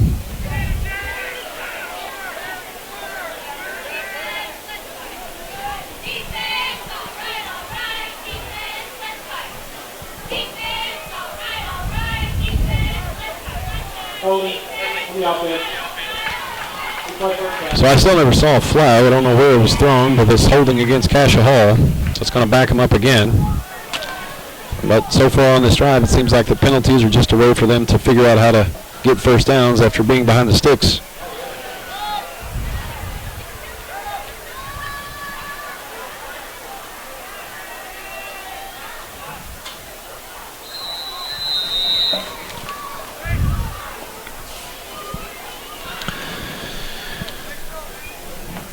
So it's now still first down and goal. This time it looks like the ball is spotted maybe right at the 10-yard line, maybe a little bit behind it.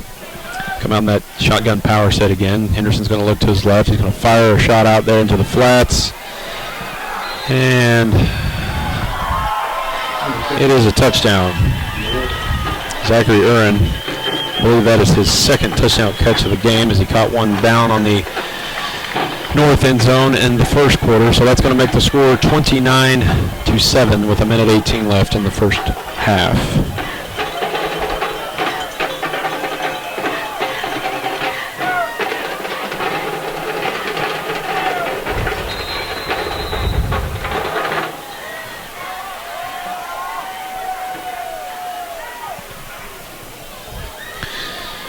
And this time there is no blocked PAT and it goes through, so that's going to make it 30-7 with 1:18 left in the first half. So Gravette's going to get the ball back with a little bit of time left to see if they can do anything with it. And remember, they will get the ball back to start the second half. Still a lot of football left to be played, so if you're thinking about maybe going and doing something else, don't. Stick around. Let's see what happens in the remainder of this half and then the second half. Lion fans, the Gravette Athletic Booster Club backs the athletic programs at Gravette High School and has been a longtime supporter of Lion Letterman. You can catch him setting up various fundraisers and other various support systems around town and around the district all throughout the school year. Stop by and ask them. Find a Booster Club member. Figure out who they are. Ask them how you can join the Booster Club and help continue to build up the Gravette sports programs. Follow the Booster Club on Facebook by searching Gravette Athletic Booster Club. So it seems like forever ago that Tajay Wright had the 70-yard touchdown scamper, and that's because it was what forever ago. We've had penalty after penalty after penalty. It seems like that the first half has kind of dragged along, although it's really not. I guess right now we're at the 1 hour and 19-minute point.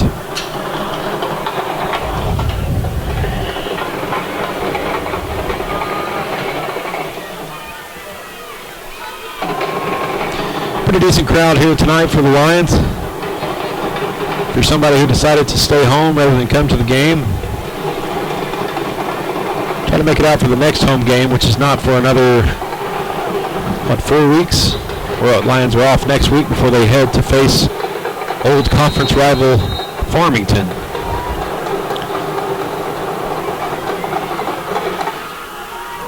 The kickoff this time is going to go to Cole, who lets it kind of bounce off his shoulder pads, and the ball gets off again, but they've blown it dead, which I think may be fortunate because I'm not real sure where Cole was when I saw that ball pop out. So the referees are saying he was on the ground, so that's what we're going to go with.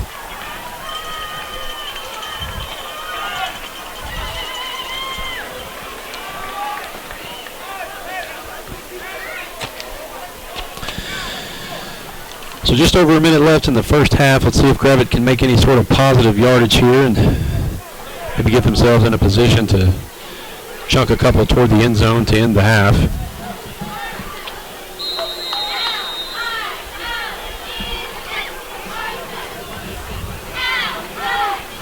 Dan and White in the backfield.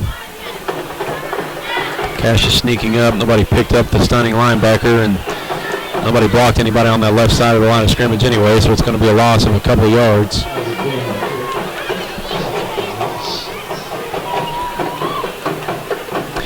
Coach Greenwood has called White over to the sideline. Let's say they'll probably take it nice and slow here. Don't do anything that's going to give Cascia Hall the ball back with a shot to score again before the half ends.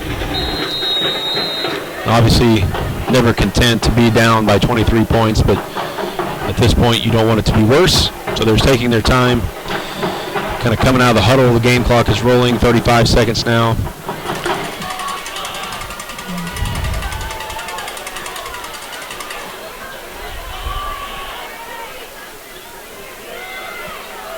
So Dan again, running hard, pumping his legs, is going to pick up the lost yardage, get back to the original line of scrimmage. And I would say that would be the last play of the first half.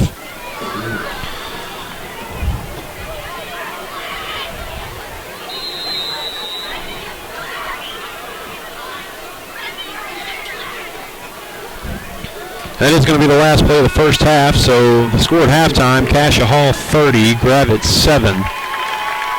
Don't go anywhere, folks. We'll be back to bring you the second half action. Gravette will receive the second half kickoff.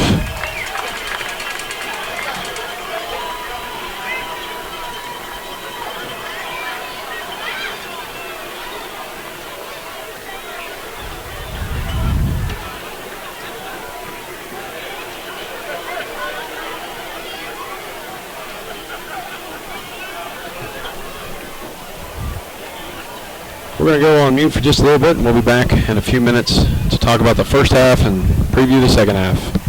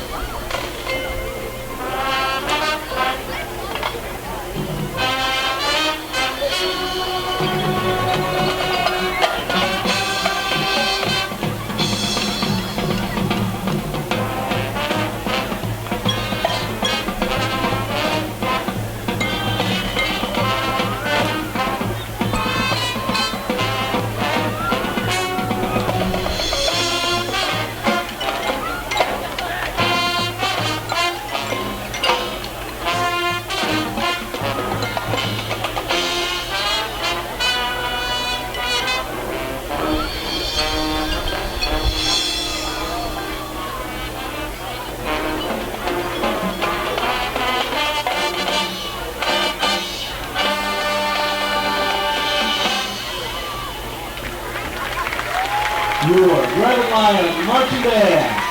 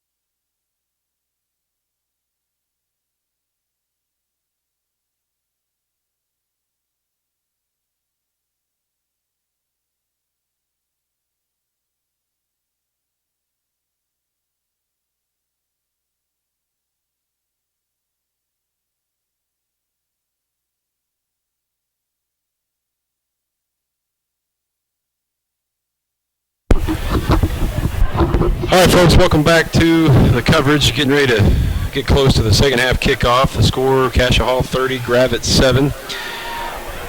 Just kind of went and gauged the temperature around the stadium.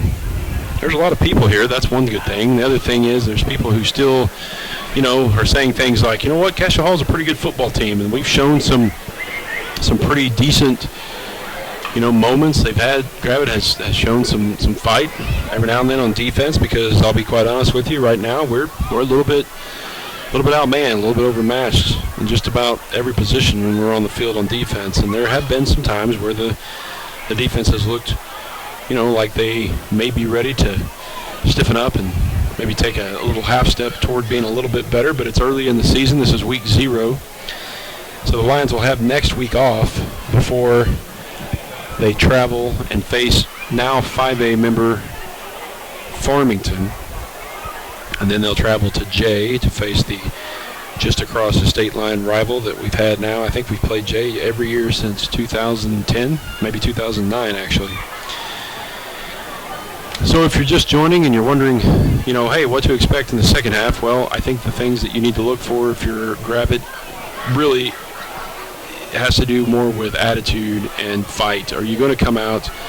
Are you going to roll over and play dead? Or are you going to come out and really have some pride and battle your way back and make this scoreboard a little bit more respectable? Because right now, 30-7. I mean, that's a tail kicking. It's not going to make any excuses about that or try to sugarcoat it in any way, shape, or form. But let's say Gravette gets the football here, goes down and gets some points on the board, makes it 30-14, and then they can somehow have something good happen and get the ball back and, control the clock for a little bit, keep the ball out of the Commandos' hands, and make it to where we have another shot. Just get us in striking distance. And that's what I think you look for here. The keys to victory that I put up earlier this week, one of them had to do with absorbing the blows, and honestly, I think, as silly as it sounds to say when you're down by 23, I really feel like Gravette has done that. I really feel like that for what we have right now and the way that things look in terms of personnel, that they've tried. There's been, I've had some people tell me, well, it seems like maybe we've given up, and maybe there was what some people were saying out when I was walking around over here by the concession stand at halftime, but I don't think that's the case at all. I think really what you're seeing is the fact that you've got a bunch of guys who have never really played meaningful varsity snaps at some of the skill positions and also on defense, and they're playing a team that's loaded with some pretty good-looking athletes. Playing a team that has a lot of guys who, are used to tradition. They're used to, coming out and winning football games. I don't know if you heard when I said at the beginning of the broadcast that the coach for Cascia Hall, I think it said something like in his 20 years, they've only lost like 30-something games. So, we're playing a program here. We're not just playing a team. We're playing a program. And I definitely think, that's something that we look at here. This may, Cascia Hall might be the best team that Gravette plays all year. There may not be a team that we play that's better than them. I'm looking at some of the scores from around the conference and the teams that are playing tonight, Pea Ridge and Shiloh. Things aren't going too well. So the teams that have been, traditionally at the top,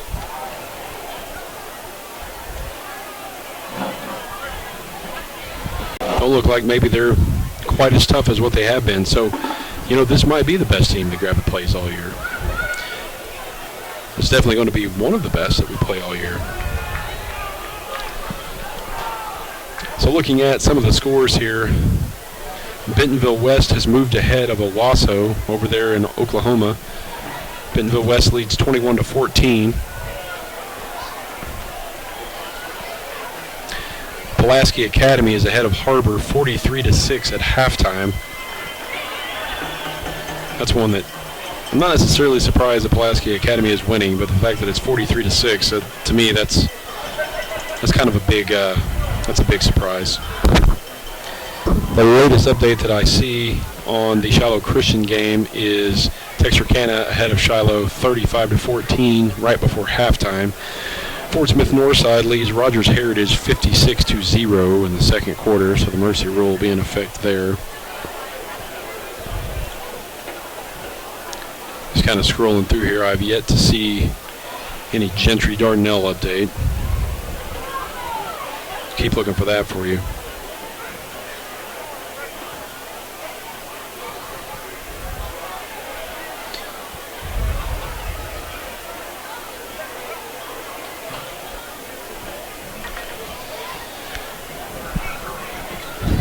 So if you're just tuning in, you saw kind of a sloppy first half, which is pretty typical for a first game of the season. Both teams having some issues with penalties, both teams having to take some timeouts due to personnel and alignments and things like that. So that's not things that are out of the ordinary. It's things that, like Coach Greenwood and I talked about earlier in the week, that are correctable. There are things that you're going to see that should get better as the year goes along. Trying to pull up my keys to victory here. Having a little bit of trouble with the phone connection here.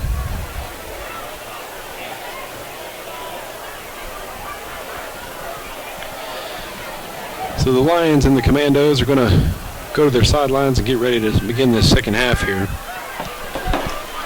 The good thing for Gravette is right now, with the score the way it is, if they can go down and get another score, then they kind of keep themselves out of the mercy rule situation. So we'll see what adjustments were made at halftime. We'll see how the offense responds. I'm looking down here at the sidelines to see if I see anybody who was injured in the first half still on the sidelines. I'm not seeing Bo Hamilton. So still hoping that young man is okay, and it's not something that's going to keep him off the field very much longer than just maybe the rest of the game tonight. A couple of the names that I was impressed with, a couple of guys I was impressed with in that first half, sophomore Ty Verbal, who I said, some of the coaches have been pretty, praised him quite a bit so far in the preseason and leading up to this game. He had a couple of good moments where he was splitting the blockers on the offensive line and able to kind of get into the backfield. As he gets more mature and learns the game a little bit better, he's going to be somebody, I think, that's going to be a force to be reckoned with there on the defensive line. Flournoy had a couple of pretty good plays. Hunter Cole and Barrios were doing a really good job in coverage until Cascia really just started airing it out, and I think they just kind of got turned around a little bit. But there have been some bright spots, things that you can definitely look at and say, hey, maybe we can build on this. So that's the only thing you can do at this point. But there's still 24 minutes of football left. We'll see how Gravette handles getting the ball first here in the second half, as Dan is back deep. And then the kick's not going to make it to him. It's going to go to Barrios, who's going to field it, and hope he tucks it away because it looked kind of loose there. And he's going to continue to churn for some yards, and he's going to fight his way out. It looks like maybe just to the 30-yard line, so a pretty good return there after a little bit of a shaky start once he fielded that kick.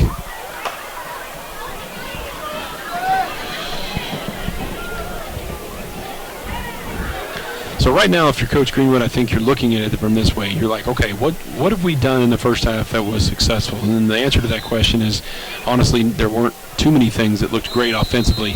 So how can you come out and make adjustments and still continue to run your offense? What plays can you look at that maybe there's that one small tweak by telling somebody to take a sharper step with their left foot or something like that? So we'll see how what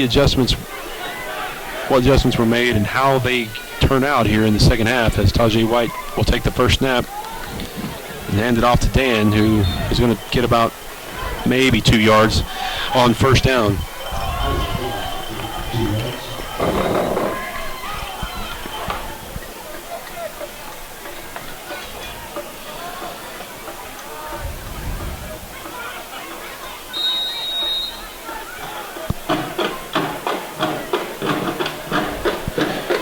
White's going to take the play into the huddle. Line charges up. Verbal still in at right guard for Hamilton. Quite a few sophomores have seen some playing time tonight for the Lions. White's going to take the snap, and he throws a pass that is too high for his intended receiver, Mason Dagley. The ball looked good coming out of his hands, but it floated on him. Didn't quite get his lead shoulder turned where it needed to be, but so it's going to bring up third down and about 8 for the Lions here on their first possession of the second half. If that ball would have been thrown where it needed to be. It looked like Mason Dagley had a little bit of room to run there. So White's going to learn from that. He's going to continue to get comfortable in the system and make improvements each week, each day. So if you're just joining or joined late, Gravette's only score came on a 70-yard TD run from Tajay White in the first quarter, and since then it's been pretty silent as White almost throws what would have been a pick six for Cascia Hall.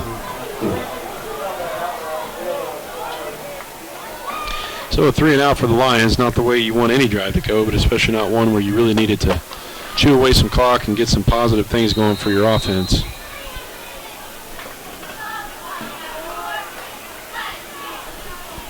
Cy Hilger into punt again. We'll see how this goes.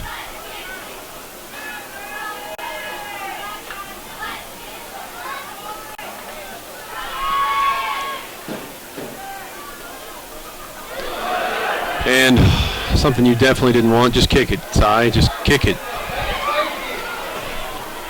And this is something that you're going to find out that Cy is going to learn as he gets more varsity football experience. The young sophomore should have just taken the ball and gone into the end zone and given Cascia Hall the 2 points as opposed to giving him the ball inside the 10-yard line in a great position to put another touchdown on the board. Well, the old saying, when it rains, it pours, is kind of true right now for the Lions, as nothing good has seemed to happen really for pretty much the whole second quarter, and now the first part of the third quarter certainly is not how you wanted it to start if you're a Lion fan. So Cascia Hall with the ball now. Looks like it's about on the 7-yard line. And again, another missed tackle.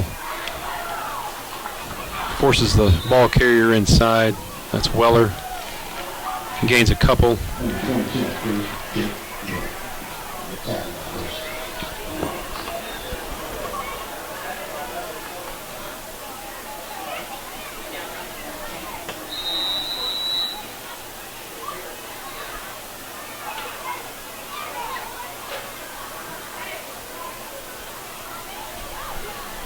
So second down and goal for Cascia Hall here.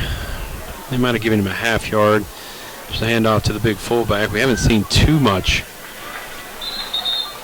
of Oliver running the football, but when he's had it, he's had some pretty good success, just getting a couple of yards here and there. And he's going to take it inside the 5-yard line where it's going to be third down and goal. The Commandos looking to extend their lead even more here early in the third quarter.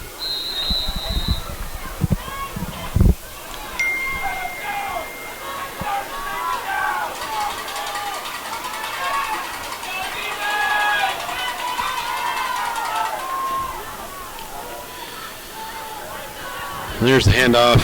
That's going to be a touchdown, and I believe that's Heller again for the Commandos. Number 22, Weller, sorry, not Heller. Taking it in from about a little inside 4 yards for another touchdown for Cascia Hall, and the number 8 team in Oklahoma 3A rolling right now, up 36-7. Early third quarter. We'll see how the extra point goes here.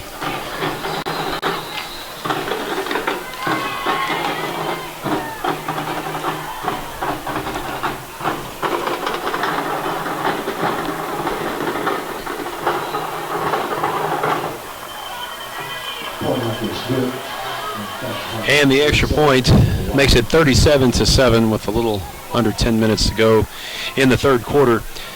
Folks, I want to let you know about Teasley Drug. And Teasley Drug has been your hometown pharmacy since 1984. As a pharmacy, first and foremost, their mission is to maximize your patient experience through a superior level of care and quality products. Please stop in and see them at 205 Atlanta Street Southeast, or give them a call at 787-5966. Teasley Drug is a proud supporter of their community, of the school system and the athletic programs, and as a longtime supporter of Lion Letterman.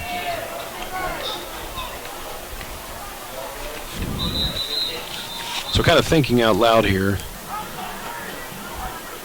as a Gravette fan, at this point you probably know the game is over in terms of it just doesn't appear that we're going to be able to have it in the tank to come back from a 30-point deficit with this much time to go even. But you want to see fight. You want to see him come out and really push forward and do what it is that you would expect a bunch of young men to do, and come out and still have some fight and show a little bit of hunger and a desire to get better and a desire to not be embarrassed and a desire to show some pride. And that's kind of what I'm going to be looking for here in the next 20 minutes of gameplay, as the kick is going to go down. I believe that's Isaac Dan that's going to field it. There's a missed block there that could have gotten Dan a few more yards, but he only gets it out past the 20-yard line. So early on, the Lions absorbed the blows for the Commandos. I think in the first quarter, you saw Cascia Hall come out early, and you thought maybe at that point, geez, it might be 40-0 at halftime. But Gravette, I think, kind of made them earn it a little bit more after those first two drives. And of course, Cascia Hall was not really doing anything to help themselves out as they got penalty after penalty and had to dig themselves out of holes, I believe.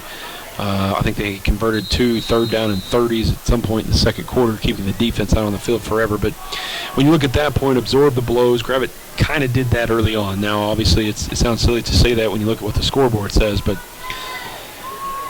now we'll see with pride on the line here and what kind of fight they have in them, and being able to come back against a team that is picked to be one of the best in their classification in Oklahoma.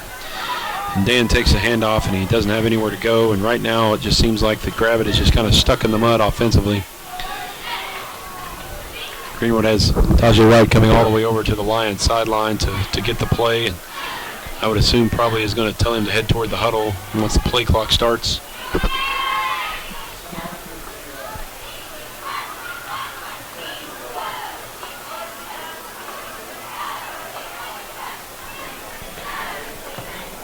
And they haven't started the play clock yet. Now they're doing it.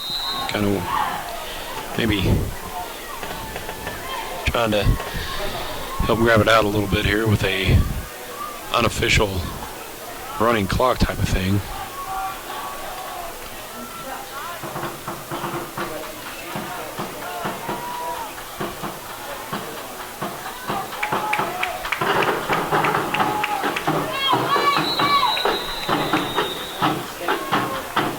And that was a fast play clock there after not starting for a while, and Gravette's going to have to take a timeout.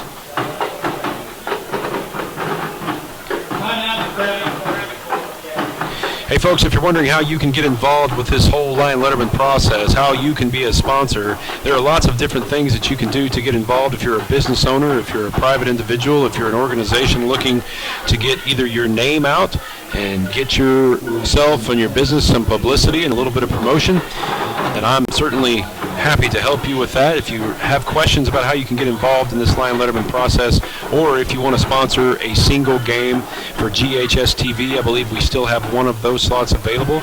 You can always give me a call or shoot me a text at 479-366-8901. My name is Seth, and I'm the owner of Lion Letterman, and I'm thankful for this opportunity to work in partnership with GHSTV to bring you these live productions. For those of you watching right now, every bit of this broadcast, other than my voice, is being produced by students at Gravette High School. Julia, running the camera right to my left over here, doing a fantastic job. That's right, her second year on the stream team.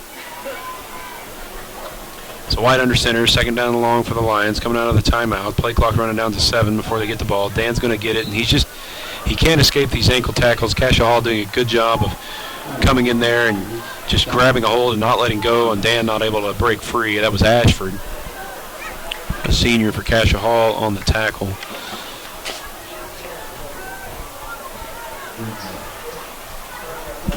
You can catch all of the Lion Letterman recaps, previews, and all of the things that have to do with Gravette sports. You can get golf updates, cross country, volleyball, things of that nature at the website, lionletterman.com. You can also follow Lion Letterman on Twitter and Facebook. Just search Lion Letterman on both.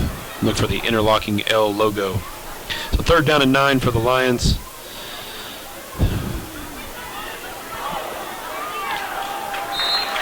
Tajay White takes a pretty good lick right about in the face mask, delivers a strike, and a really good job by sophomore Cy Hilger to elevate and fight for that catch.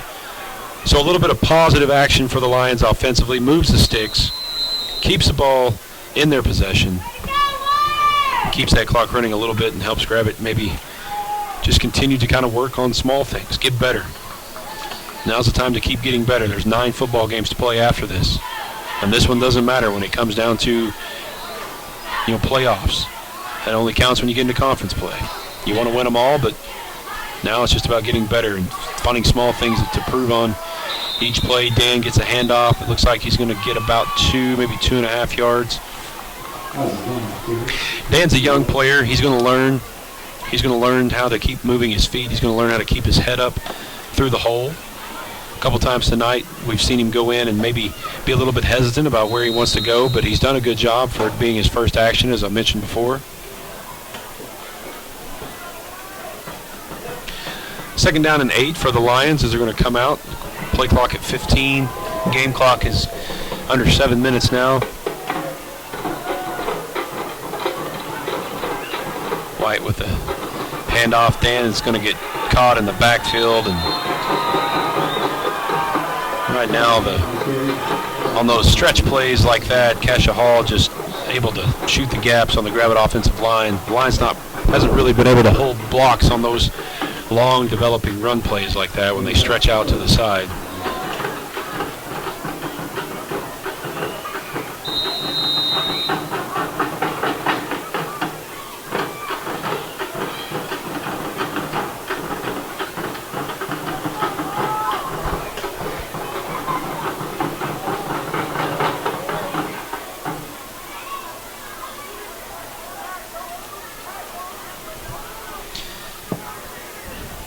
White will get the snap here. Third down and 12. He throws a pretty good pass, but it's going to be a little bit too far for Hilger. Sy was just getting out of his break. Tajay needed to throw it a little bit more out into that green space out in front of Sy and give him a chance to kind of adjust and run underneath it, but instead he overthrows him. So it's going to bring up 4th down, and Hilger's going to go from the intended receiver to the punter and see if he can make something happen here. As Cascia Hall puts 2 guys back as punt returners. I believe that's Henderson. Nope, sorry, not Henderson. Brock Kelly, number 33. It looks like Bobby Byers back there, a sophomore. They've got some good-looking kids on their roster, that's for sure. Athletic-looking bunch. Long and lean. Snap almost goes over Hilger's head again. He does a good job of fielding it. He gets a nice kick away. It's going to depend on where the official says it went out of bounds there. He's going to point back and say, I think he gives Hilger a favorable spot on that punt and says that it didn't go out of bounds. Didn't sail out of bounds until it was on the other side of the 45-yard line. So Cascia Hall is going to take over 1st down and 10, I believe, at what it looks like their own 43-yard line.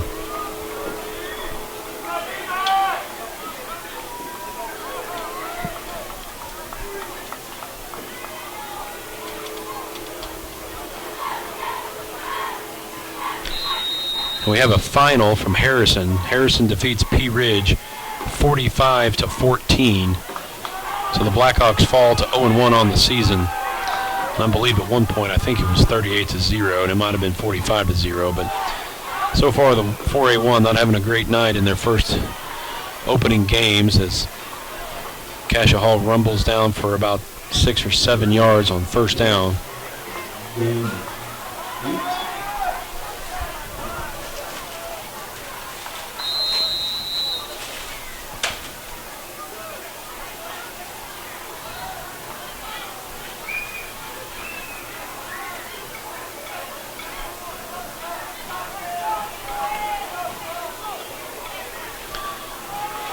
There's the handoff. The Lions actually meet him in the backfield, about 4 Lions there.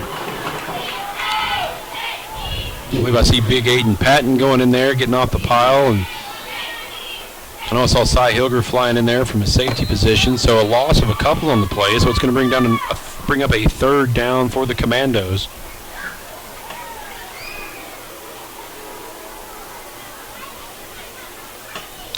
Boonville is currently defeating Clarksville 28-0.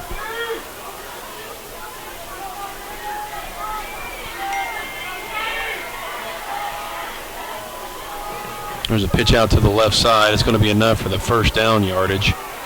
As a bunch of Lions get over there, but nobody brings down the ball carrier, so he crosses the 45-yard line, about to the 41 of the Lions. Clock will roll once the chains have started, or chains have been reset.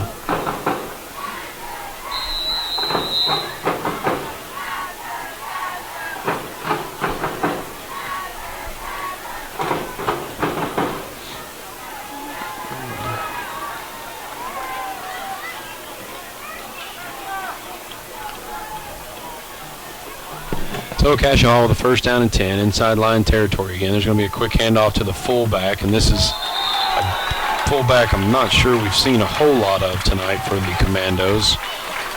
But he's dropped for about a 2-yard loss in there by a couple of Lions. Dylan Wilson on the carry. Balls on the first. Second.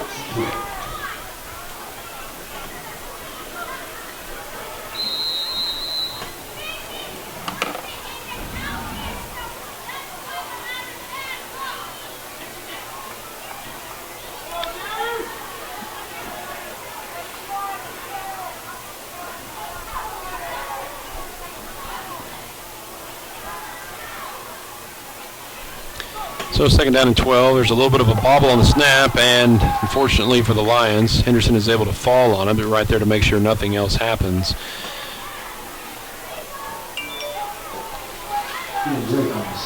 There's number 5, who I don't have his number on my roster.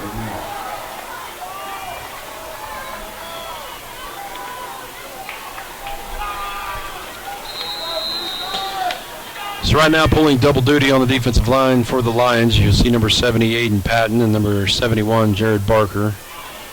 Those guys have been playing a lot of offensive line tonight, and here they are on the defensive line, which is something you're going to see a lot of throughout the course of the season.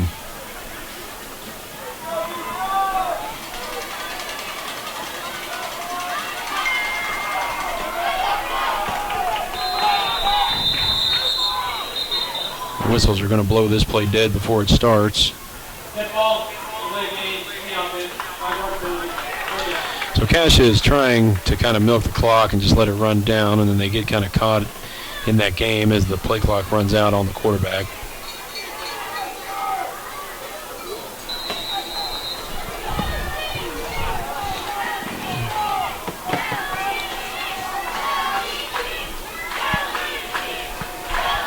And they're going to pass, and this time it is Henderson is out of the game. So that's sophomore quarterback Cooper Mullen. His pass sails a little bit wide. And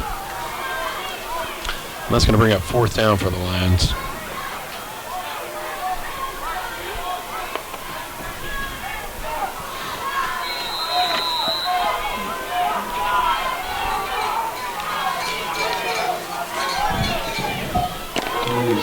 So back deep to receive the punt is Cy Hilger.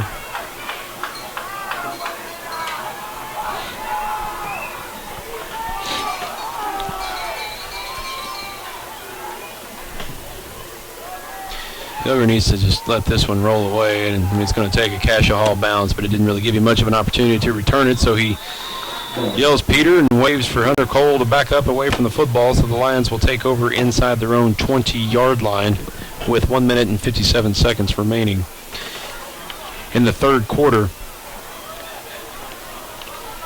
Women's Health Associates in Bentonville wants to be along with you from birth, beauty, and beyond and help you do life on your terms. They offer services in gynecology, in-office procedures, aesthetics, weight loss, and much more. Contact them today by calling 479-876-8111. Or you can just visit them at their offices after maybe making an appointment at 500 Southeast Plaza Avenue in Bentonville, which is just off Walton Boulevard.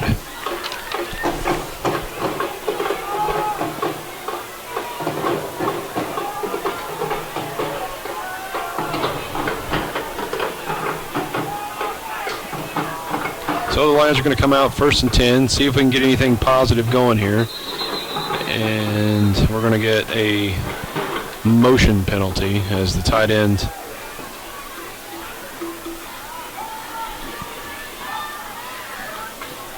went down in a stance and got up. Dead ball start on the offense. 5 yards penalty. First down.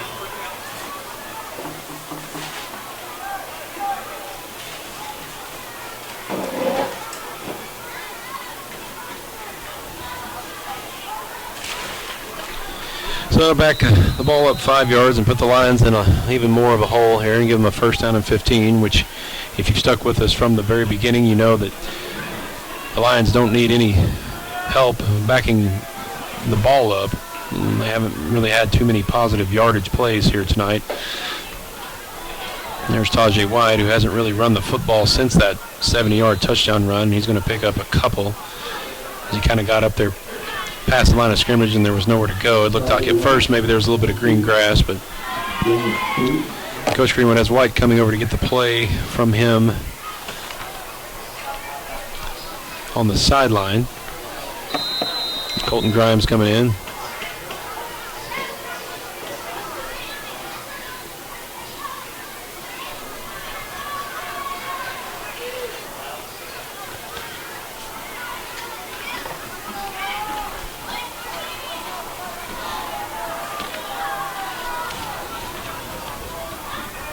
White's going to pitch it out to Danner on the right side. Dan had a little bit of running room, slips the first tackle, but then is bottled up there just outside the number. He's going to be about the 18-yard line. It's going to be third down and maybe, let's call it 9, to be a little bit positive here.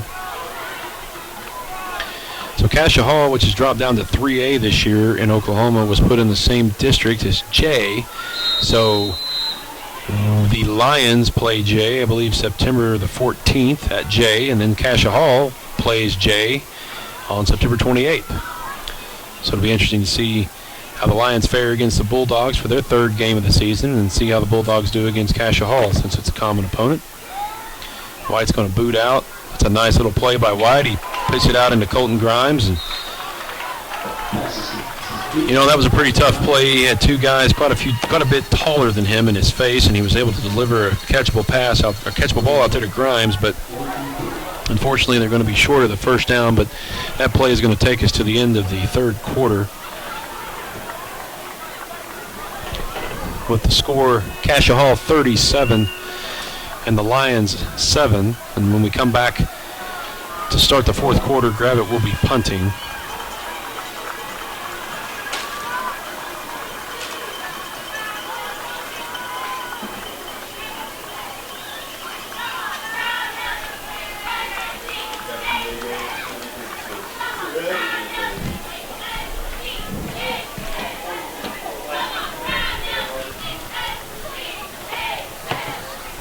And folks, let's give another shout out to our GHSTV special game sponsor, After the Storm Roofing and Restoration.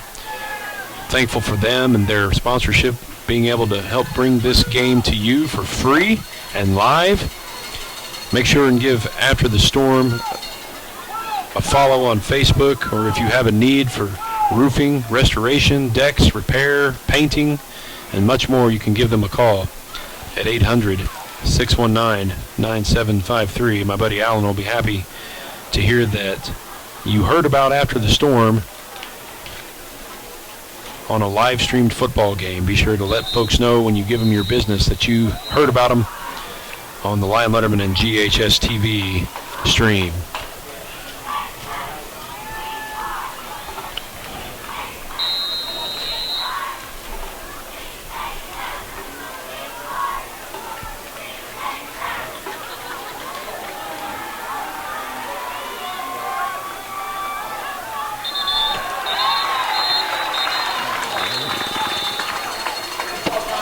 So the official is saying that,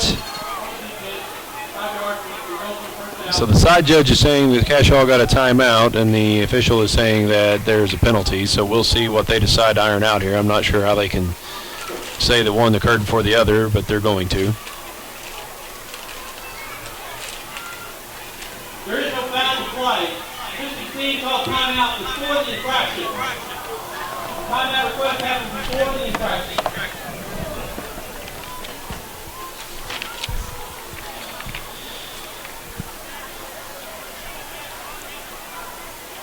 Let's take some time to thank another one of Lion Letterman's sponsors, Studio Ozark.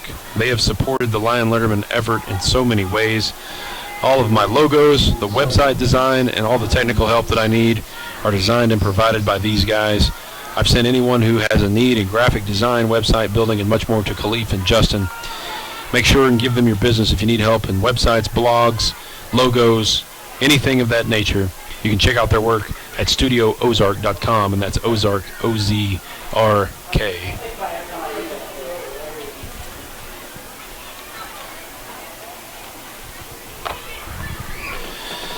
So, with Cascia Hall taking a timeout just before they jumped off sides on the design play to get them to do so, obviously the element of surprise is gone for the Lions, so Cy Hilger will line up to punt. Cascia Hall sends no one back to receive. So hopefully Cy can get a nice roll on this one with no one back there. And there's a penalty flag thrown at the line just behind the line of scrimmage. Ball takes a bounce at about the 44-yard line and bounces about to the 46. I would say the penalty flag is going to be an illegal formation against the Lions.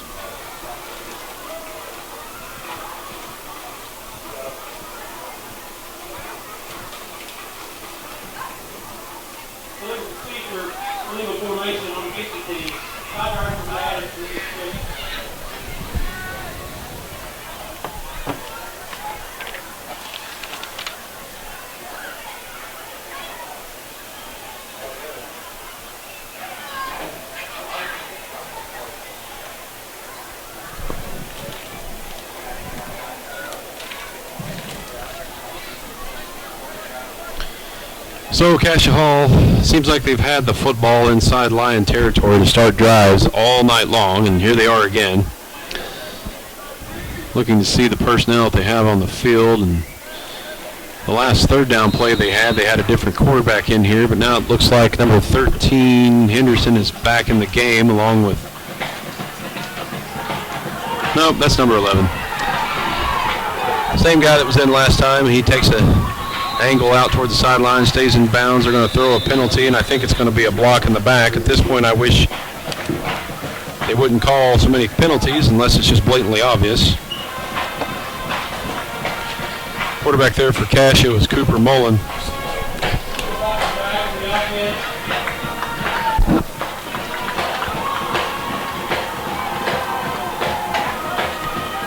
Coach Duke Mobley just stopped by to say hi up here in the broadcast booth. Good to see him. I anticipate we'll see him at quite a few games when the Lions are close by. You don't devote almost 30 years of your life to a place and then just up and leave it, do you? So good to see Coach Mobley.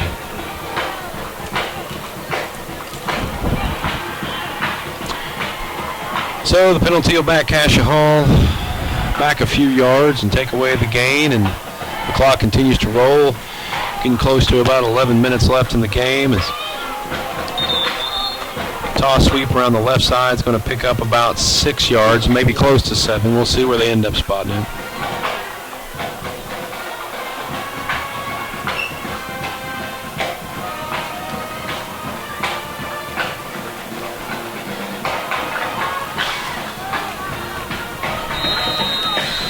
So we have second down and 12 for Cascia Hall, if you're still hanging out with us here.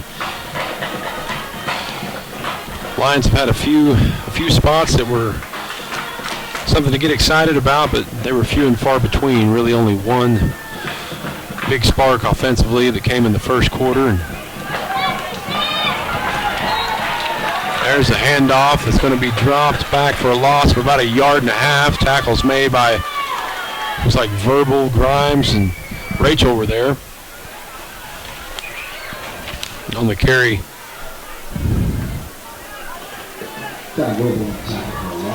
For Cascia Hall. I'm not sure that's the same 17 that was out there earlier, but or maybe I'm seeing the number wrong.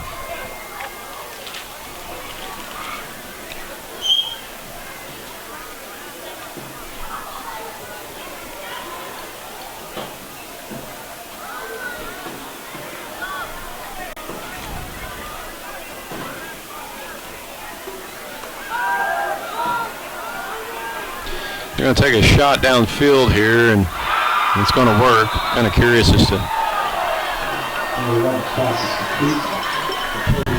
the strategy there. I kind of thought they might try and run out the clock, but you know what? Those guys that have played their dues here in practice each day and coming in and playing backups, they're getting their shot to come out and do some damage as well. So the ball now is going to be inside the 5-yard line. It's going to be first and goal at the 4.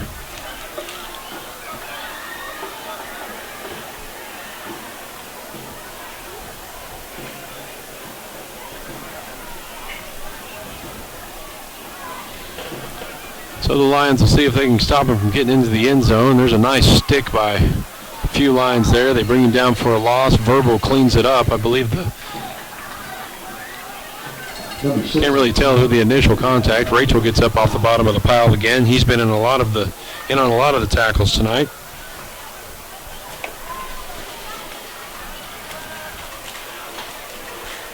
It's Kyle Rachel.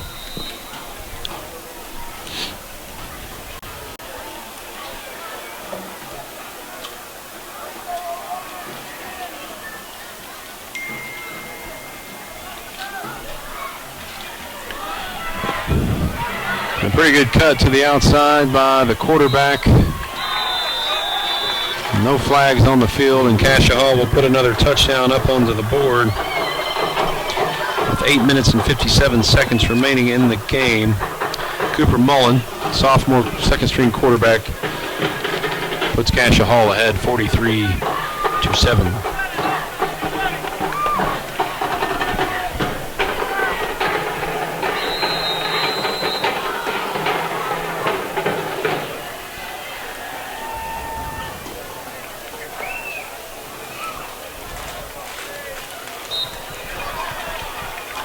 And the PAT, while low and a little bit wobbly, goes through the uprights. And so with 8 minutes and 57 seconds remaining in the game, Cascia Hall goes ahead 44-7. And that 37-point lead will should put us in a sportsmanship rule where the clock continues to run for the remainder of the game.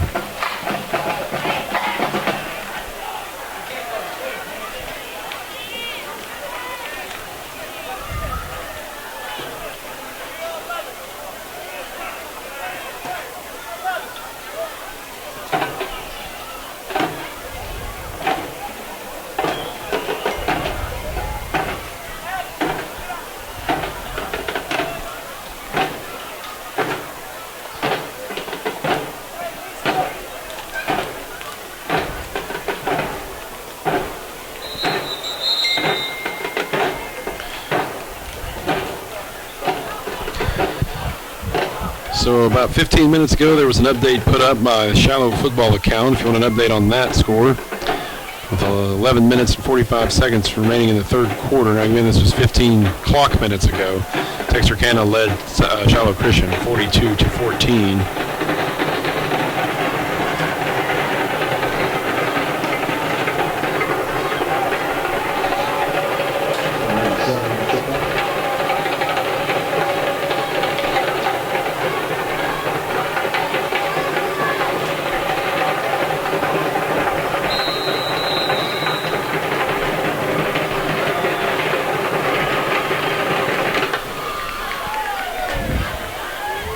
Commandos kicking all the way down. Dan fields it inside the 5-yard line. He's going to come out and he's going to be tackled after gaining only about 6 yards on the return. So Gravette's going to have the ball once again with a less than desirable field position to start this drive, but down 44-7 with 8 minutes and 50 seconds left. These last few minutes of the game should not take very long. So folks, if you're wondering what's next for the Gravette Lions football team, they'll have next week off. So next week is week 1 on the AAA football calendar this year. So they'll take next week off before traveling the following Friday night to Farmington, and then we're back at a normal swing of things with 9 consecutive games. We'll play Farmington and then Jay, and then we'll get into the conference action. 2 big home games this year in conference action for the Lions as both Pea Ridge and Prairie Grove come to town. So make your plans for the last Friday in September and the first Friday in October. Come see the Lions battle those 2 teams.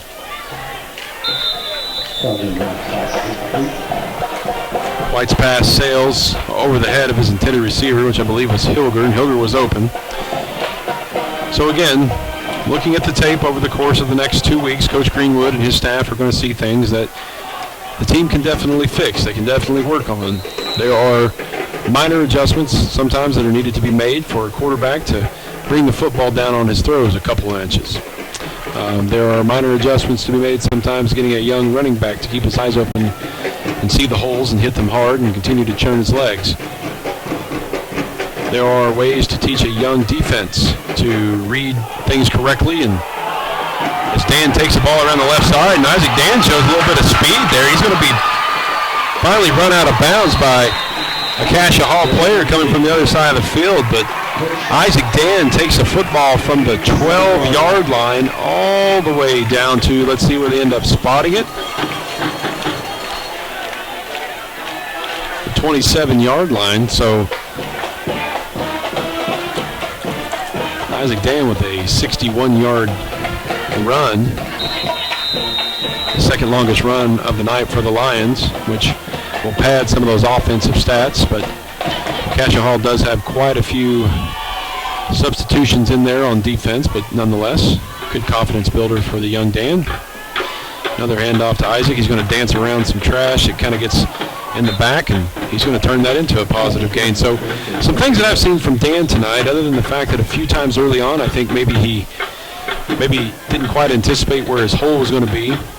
He's got some pretty good vision. He's got some good lateral speed and some lateral quickness, and he showed a little bit of nice quickness there, breaking away and running down the sidelines. And Dan being the primary running back right now, I know that there's been an injury to another young man who was expected to take quite a few reps in the backfield.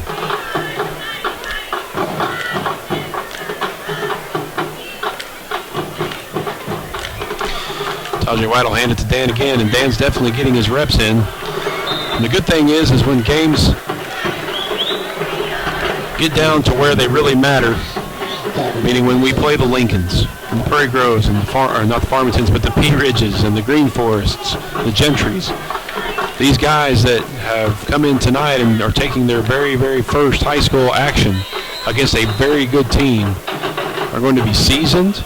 They're going to be experienced. And hopefully the things that they did in the early part of the year that were less than desirable in terms of execution and things of that nature will be fixed, and the Lions may hopefully look like a different team by the time that rolls around, as we have 4 weeks until the first conference game, and that's a lot of time to improve. So White's going to hopefully take a timeout here. Coach Greenwood's going to tell the side judge he wants a timeout. 5 minutes and 25 seconds remaining. It's 44-7. Let's give one more shout out to a sponsor.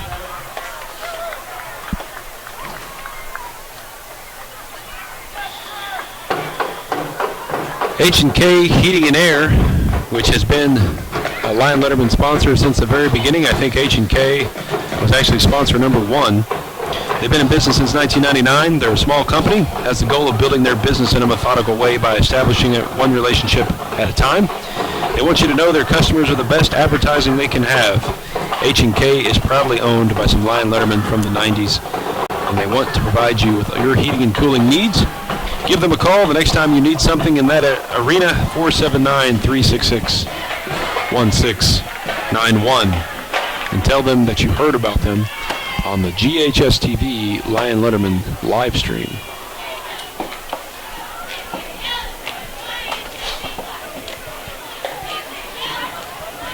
Also, something coming up in the next couple days will be the Hard Luck Hungry Man Award. Hard Luck Cafe and owner Stephen Martinez have been a proud supporter of Lion Letterman and a proud sponsor of the Hard Luck Cafe Hungry Man Award for, I think since 2015. So that makes this the 4th season that Stephen has done that, which means next week a young man on the football team will receive a free hamburger and french fries brought to him at the high school, courtesy of Hard Luck Cafe. Go see Stephen and the gang at Hard Luck Cafe for your next pregame meal.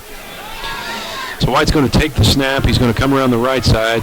White's got such good speed and quickness, and doesn't really, kind of gets bottled up there. Doesn't really have anywhere to go. But at this point, just kind of survive and advance, figure out how to get out of here without any injuries, and look forward to the rest of the season as the clock continues to wind down. Now goes under 5 minutes. So folks, be sure to catch the Lion Letterman podcast. New episodes will be uploaded this week. We'll talk about this game. We'll talk about next steps in the Coach Greenwood era. We'll talk about Farmington. We'll dissect some of the other games and teams around the conference and some of the games that are coming up next week as the other half of the conference gets ready to play their season, starting on the 31st. If you don't know how to listen to the Lion Letterman podcast, and you can go to SoundCloud, which is a free app on your phone. Search for it there, White Takes a Snap. It's got a guy open down the middle. He's going to opt to run it, or actually he's going to float it out to the right side. That ball was catchable. Dan just could not catch it. I think it's one of those that he knew he was open, and he knew if he caught it, he might be able to get inside the end zone, and he took his eyes away from the ball at the last second. We certainly hope that you've enjoyed this live stream and this production, GHSTV and Lion Letterman. Feel free to leave us a comment on any of the live stream videos that you watch, and just give us a thumbs up. It helps people find the stream. It's also good to know that you enjoy what you're watching. We've made a lot of efforts over the course of the last year to improve your viewing experience. Mr. Galloway, the fearless leader of GHSTV, standing just to my left, scratching his head and his sweaty brow. The hard work of tonight is very evident. He actually said it was from climbing the flight of stairs up to the 3rd level. So Cascia Hall with the ball back. Clock will run due to the sportsmanship rule. And again, find Lion Letterman podcast on SoundCloud. You can also find it on iTunes, and it's also available on Google Play. Leave a review for the podcast in those stores where you listen to the podcast. It helps people find it, and it also helps me to understand what you like and what you don't like.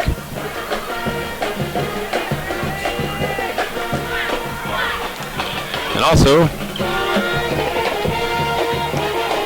feel free to, if you like this production and you want to support GHSTV and the effort that they do and the students that are running this effort, feel free to let us know, and you can drop by and donate some money to them. They'd love to have it. It helps pay for the equipment and the upkeep and the travel and everything else. So Cascia Hall runs the ball over to the right side. Got some new faces in there for the Lions, letting those guys get some game time. It's going to be 3rd down as the clock continues to wind.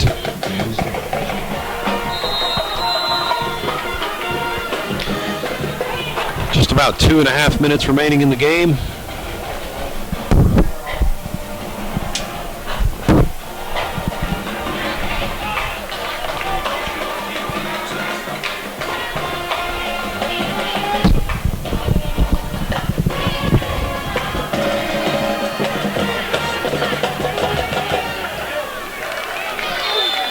Cash is going to take it around the left side. There actually looks like they're going to lose a couple yards. The Lions defense did a good job of stringing him out there. The clock's going to go under 2 minutes. He continues to run. One more plug for the GHSTV Lion Letterman effort. We plan on doing a weekly Gravette Lions football coaches show with Coach Greenwood, and probably end up talking to a few of the other assistant coaches as the year goes on. If you didn't catch this week's episode, be sure to do that. It was only a quick 5 minutes. Gives you some insight as to what the team's been working on throughout the course of the week and sort of what the coach thinks about the matchup that's upcoming. Certainly lots of things to talk about, and we try to bring it to you in the most efficient and creative way possible, and we certainly hope you enjoy all the things that we do for you.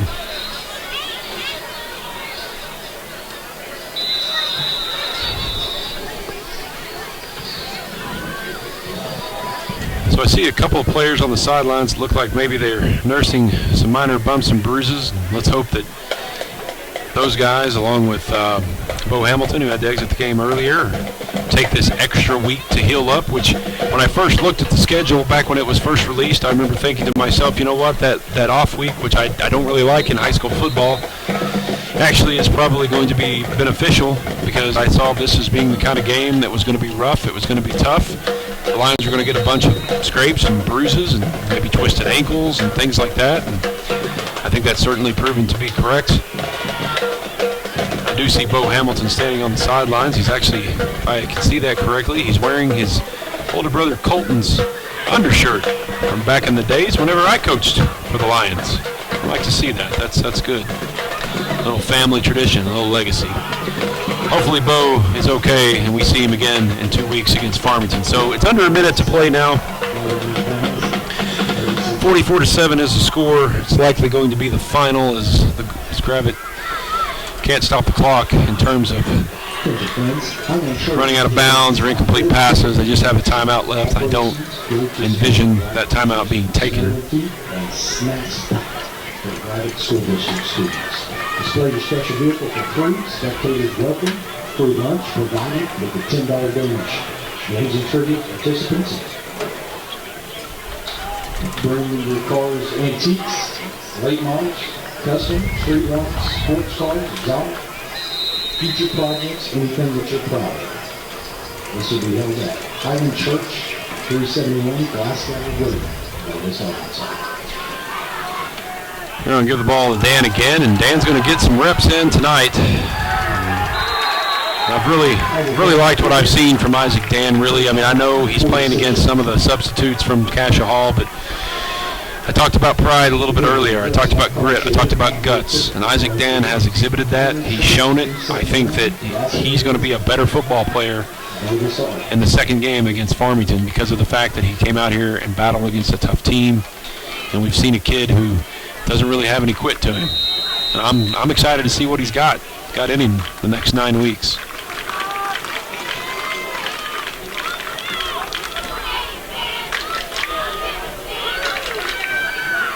And give it to Dan one more time, this time on the other side of the formation. He's going to lower his head a little bit and get knocked around, and that's going to be the final play of the game as the Lions dropped to 0-1, falling to Class 3A number 8 in Oklahoma, Cascia Hall, by the score of 44-7. The next live stream production from GHSTV and Lion Letterman will come to you September the 7th from Farmington. There'll be lots of information coming your way via LionLetterman.com the next couple of weeks and also through GHSTV. Folks, thank you for tuning in, and we look forward to seeing you throughout the rest of this season. Good night and be safe.